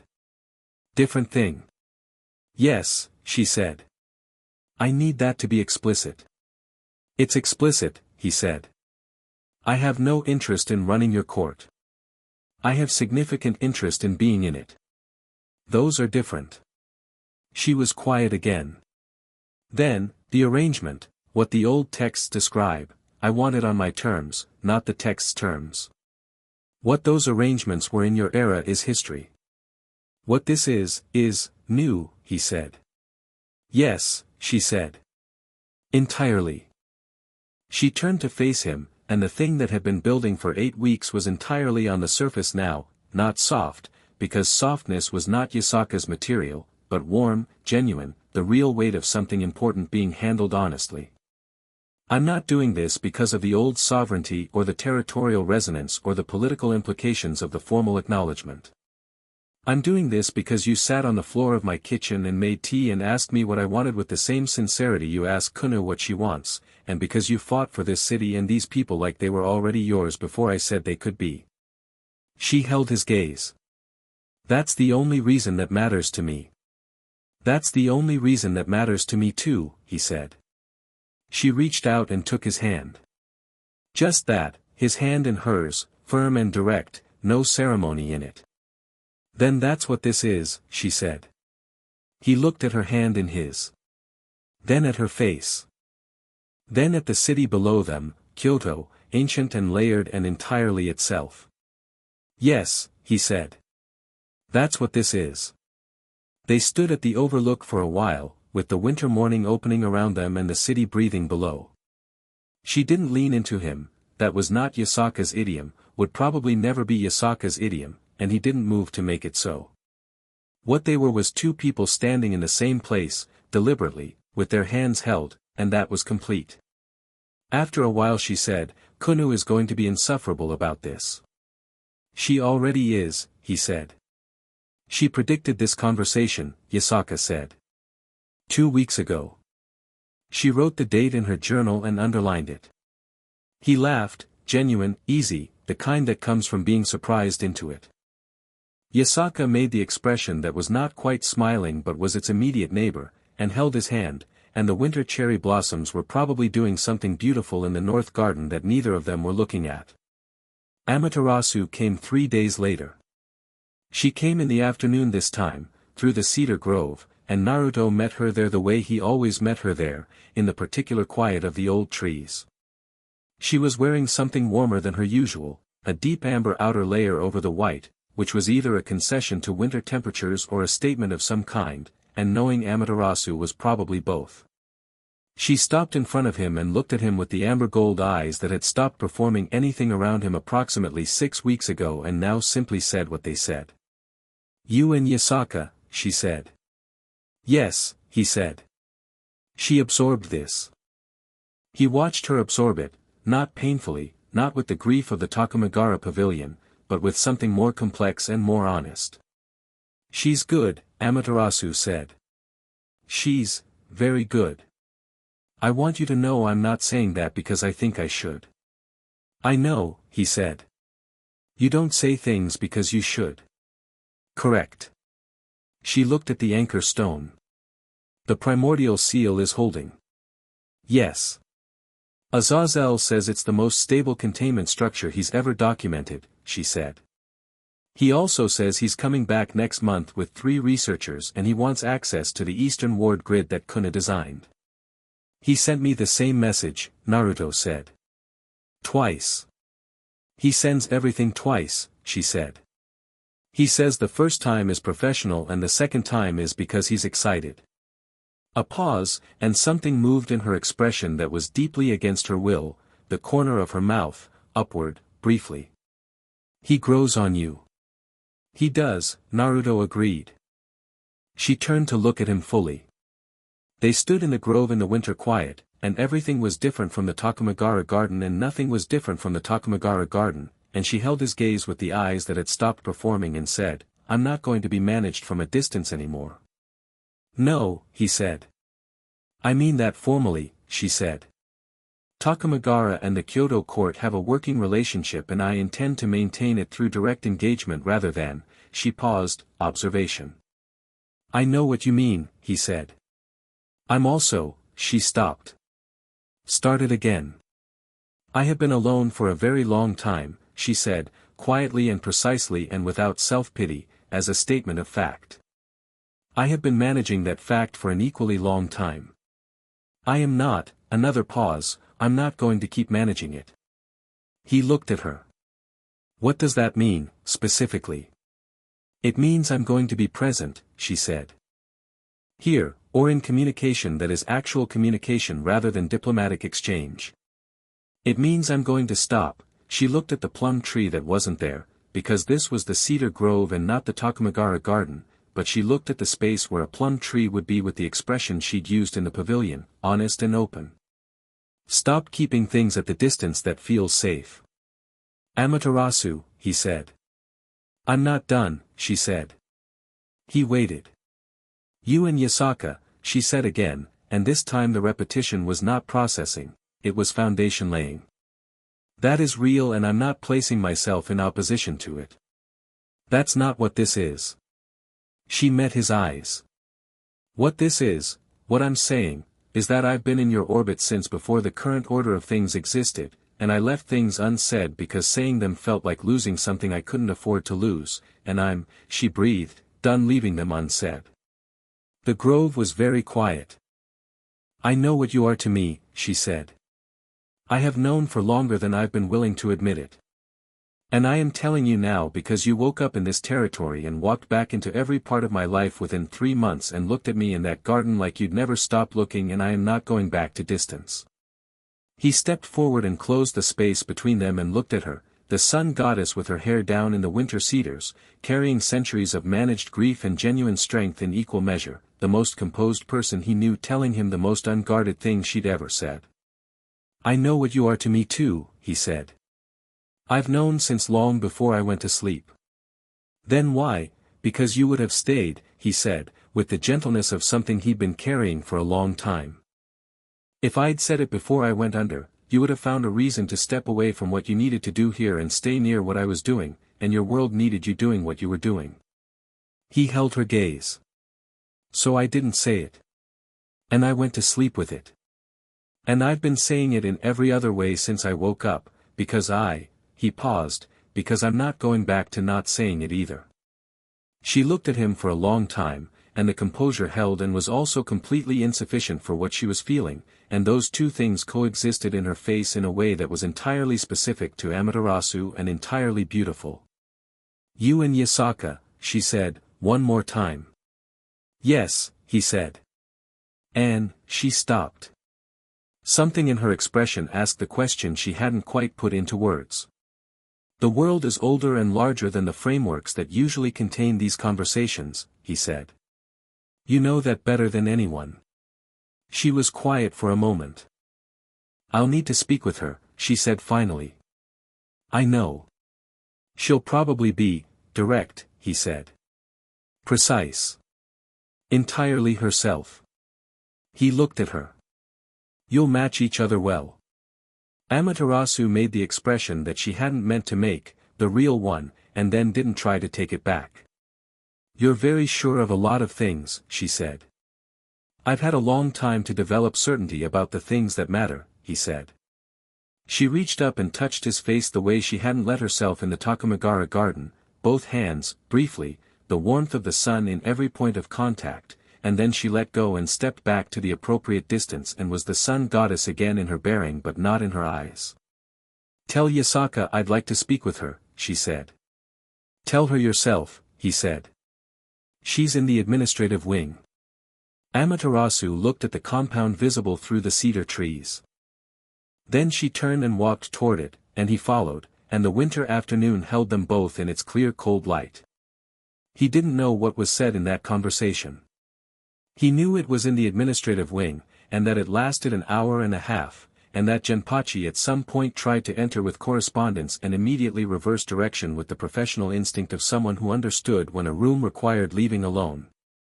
He knew that Kunou, who had been in the library next door, emerged 40 minutes in with the specific expression of someone who had been attempting to concentrate and had given up because the adjacent conversation was too interesting, and sat in the corridor with a book she was not reading. He sat in the courtyard under the pine and did not listen, which was genuine. The compound spiritual privacy was something he'd woven into the ward grid in the first week, because a court needed to be able to have private conversations, and he maintained that now for the same reason he'd built it. When they emerged together, which was the important thing. Not warmly, exactly, that would not be the correct word for Yasaka and Amaterasu in the same room, two sovereign women who both had 30-year histories of managing everything alone and were now confronting the fact of each other. Not warmly, but present. They stood in the corridor with the quality of people who have had a difficult, necessary, honest conversation and have arrived somewhere real. Yasaka found him in the courtyard. She looked at him with the gold eyes for a long moment. "She's staying for dinner," she said. "Good," he said. Yasaka paused, finding the shape of it. "She's not what I expected." "What did you expect?" "Something more distant." A pause. "She feels things very deeply and works very hard to keep it organized."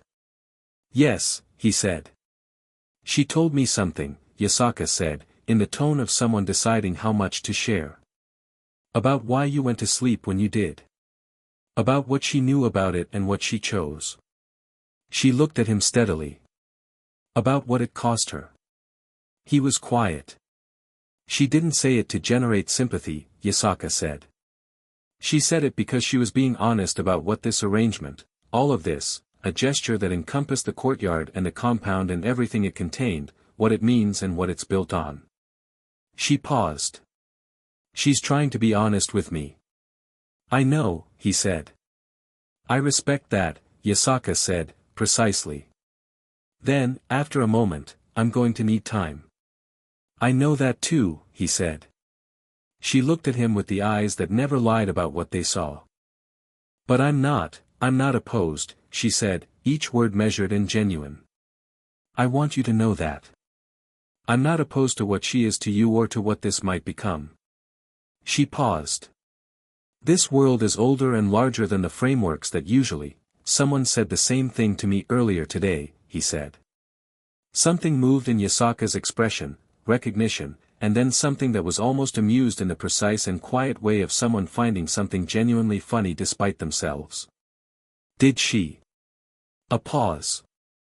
"She's been thinking about this for a while. Since Takamagara, at minimum," he said.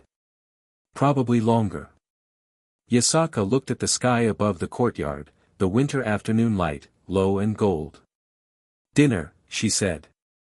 "And we'll see." She started toward the kitchen, then stopped. "She likes white peony tea." "I know," he said. "I'm asking you to make it, not telling you something you don't know," Yasaka said, with the flat tone of someone clarifying, and went inside. Dinner was its own thing. The kitchen. The same low table where he'd first made tea for Yasaka on the second night. The same gold evening light coming through the screens. 3 people this time, and the arrangement of them was new enough to carry its own particular texture, Yasaka with her controlled warmth and precise speech, Amaterasu with her composure over something genuine, and Naruto between them and not between them, because between was the wrong spatial metaphor for what this actually was. Kunou inserted herself at the earliest opportunity, arriving with her own cup and the bearing of someone who finds exclusion from interesting situations a concept she doesn't recognize. Nobody asked her to leave, because nobody would have successfully gotten her to go anywhere, and her presence turned out to be useful.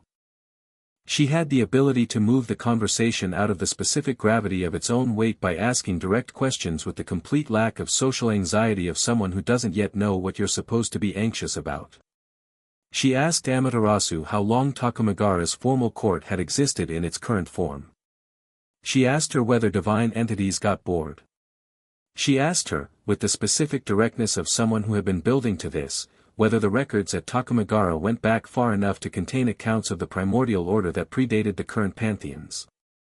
Amaterasu, who had been managing the conversation with the composed attention of someone on formal ground, was caught by the third question in a way that changed the quality of the dinner entirely. She answered it, and the answer was long and detailed and carried the warmth of genuine interest, and Kunou leaned forward with her teacup and asked 3 follow-up questions. And the conversation moved into the specific register of two people who have found a shared intellectual frequency. Yasaka watched this from her side of the table with an expression that was doing several things simultaneously, assessing Amaterasu, reassessing her, watching Kunou with the raw warmth that came out when Kunou was doing something excellent, and underneath all of it, the thing she didn't entirely manage, something that was settling rather than resisting.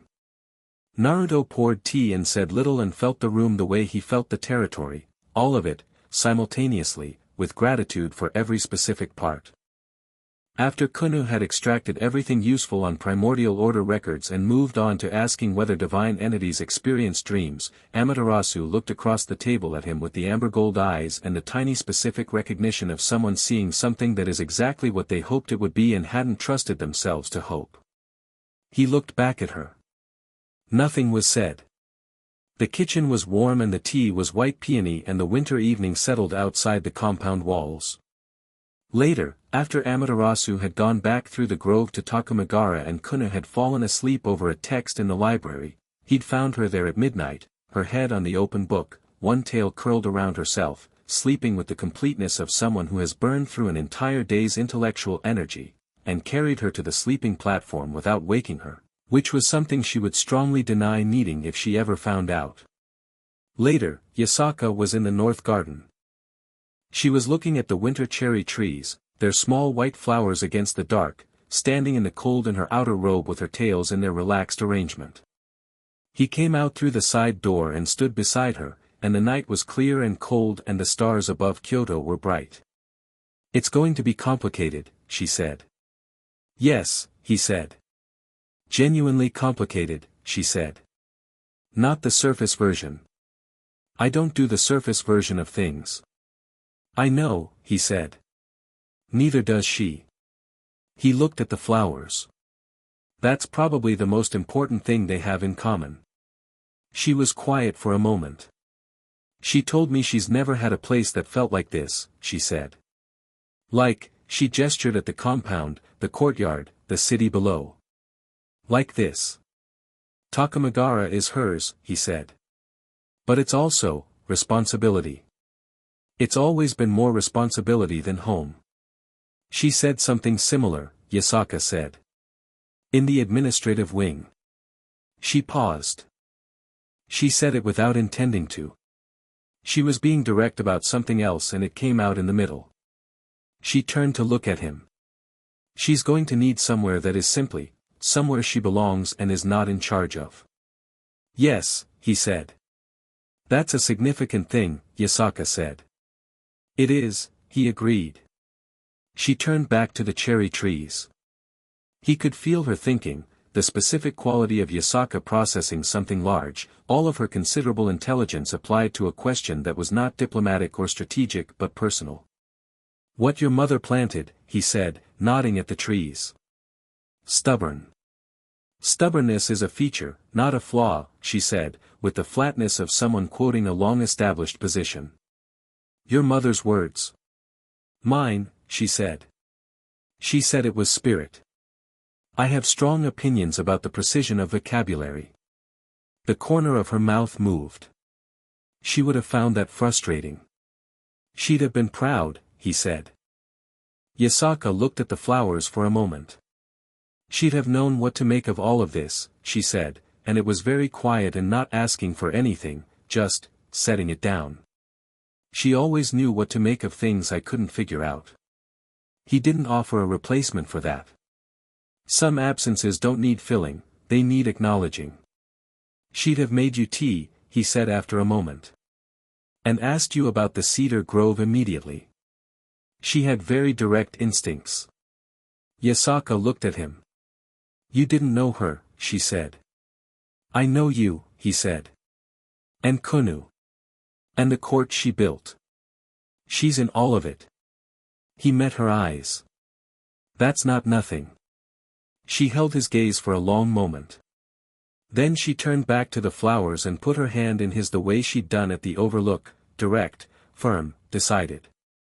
"Stay," she said. "I'm staying," he said. "Not tonight," she said. "Always." She said it simply, the way she said things when they mattered, stripping everything that wasn't the core. I know what I asked this morning was, I framed it as a question because you're precise, he said. And you wanted a precise answer. Yes, she said. And you gave one. She looked at the city below, Kyoto, old and lit and alive. I'm not asking now. I'm telling you. She paused. This is yours. All of it. As much as it's mine. She looked at him. I need you to understand the difference between this morning's question and what I'm saying now. He looked at her, the woman who had built a kingdom by being better at the work than anyone else, who had managed 30 years of impossible weight with extraordinary grace, who made tea when it mattered and asked what you wanted and meant it, whose daughter had written this day in her journal and underlined it. I understand, he said. Good, she said, and held his hand, and looked at the city. The formal arrangements took the shape of a document, because Genpachi would not have been satisfied without a document, and because Yasaka believed in precision, and because Azazel upon hearing about the development expressed immediate and intense interest in the documentation of a sovereign relationship structure that predated every existing supernatural legal framework, which made him simultaneously useful and aggravating. The document was brief.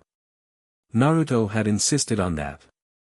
It said, in essence, the ancient sovereign of the Japanese territories and the queen of the Kyoto court had established a mutual arrangement by choice and without condition, predicated on nothing except what it actually was, which was two people who had decided something real and were saying so formally so that the broader supernatural world could update its records accordingly. Azazel read the draft 3 times and said it was the most elegantly minimal supernatural sovereignty document he'd ever seen and he was going to frame a copy. Surzex, notified through formal channels, sent congratulations with the warm brevity of someone who had seen enough of the world to know what things mattered and was glad when they happened. Michael sent a formal acknowledgement from heaven that was precise and gracious and slightly longer than it needed to be, which Azazel explained meant Michael was genuinely moved. Amaterasu sent nothing formally. She came through the grove 3 days after the document was filed and sat in the kitchen and drank white peony tea and talked to Yasaka about primordial order records while Naruto made rice and Kunou explained her new ward architecture to anyone who would listen. It was an entirely ordinary afternoon. That was the best thing about it. Kunou found him in the cedar grove one morning in late winter, the kind of morning that was feeling tentatively toward spring, a fractional warmth in the air, the light sitting slightly longer before going. He was standing at the anchor stone, doing the daily resonance check that had become part of his routine, and she came through the trees in the specific way of someone who has located a person they intended to locate. I've been thinking about what Azazel said, she said. About the ward architecture. Which part? That I accidentally invented something new. She stood beside him and looked at the stone. It doesn't feel like an accident. It wasn't, he said. Accidental implies it happened without understanding. What you did came from understanding the principle and applying it differently than you'd been shown. He paused. That's not accident. That's development. She absorbed this with the specific quality of someone placing a thing in the correct category. I've been thinking about what else the base resonance can do, she said. The anchor principle, if you can anchor the awareness extension at multiple fixed points, you could theoretically maintain a stable spiritual map across an entire territory, he said. Continuously updated. Without active maintenance. She looked at him. You've thought about it. I thought about it 60 years after the first time I developed the anchor technique, he said. You've thought about it in 3 months. He looked at her. You're going to be something remarkable. She held that for a moment, and the quality of how she held it was different now than it would have been 3 months ago, less defended, more able to receive it. Not because she'd gotten less careful, but because she'd gotten more secure, and those were, he'd learned, different directions. I want to test the multi-anchor theory, she said. This week, if the weather holds. I'll need your help setting the initial fixed points. Yes, he said. When? Tomorrow morning, she said. Before the training session. She looked at the anchor stone, then at him, with the direct gold-eyed attention that was entirely her own. I found something in the Takamagara records Amaterasu sent last week, she said. About the primordial order. There's a reference to an entity associated with, not unmaking. The opposite. The first moment of structure emerging from potential. She paused. The text uses your name. He looked at her. A version of it, she said. Old. But recognizable. She held his gaze. I thought you should know. He was quiet for a moment, feeling the anchor stone beneath his palm, the deep geological pulse of it, the territory breathing around him in the particular way of a place that had been holding something for a long time and was now holding something new. Tell me what the text says, he said. In the library, she said. I have the translation. She turned and walked back through the grove, and he followed, and the winter cedars let them pass the way they always did, with the ease of recognition, with the weight of long memory, with the specific and uncomplicated welcome of old ground that has found its shape again. Kyoto was awake below the grove. The city going through its mourning, human lives, supernatural lives, ancient lines and modern streets, the river and the temples and the layered ongoing work of a place that had been worth fighting for since before it had a name. The territory breathed around him, and it was his in the oldest sense, and it was Yasaka's in the truest sense, and it was Kunou's in the future sense, and Amaterasu's orbit swept through it in its slow solar arc, and all of those things were simultaneously true with no contradiction. He put his hands in his pockets and walked through the cedar grove in the first tentative light of a winter morning, moving toward spring, following a 15-year-old girl who had accidentally invented a new ward architecture and was about to show him something she'd found in a text that used his name, and felt, simply, straightforwardly, without ceremony or weight, glad. The cedars closed behind him. The territory held, and was held. And the morning continued.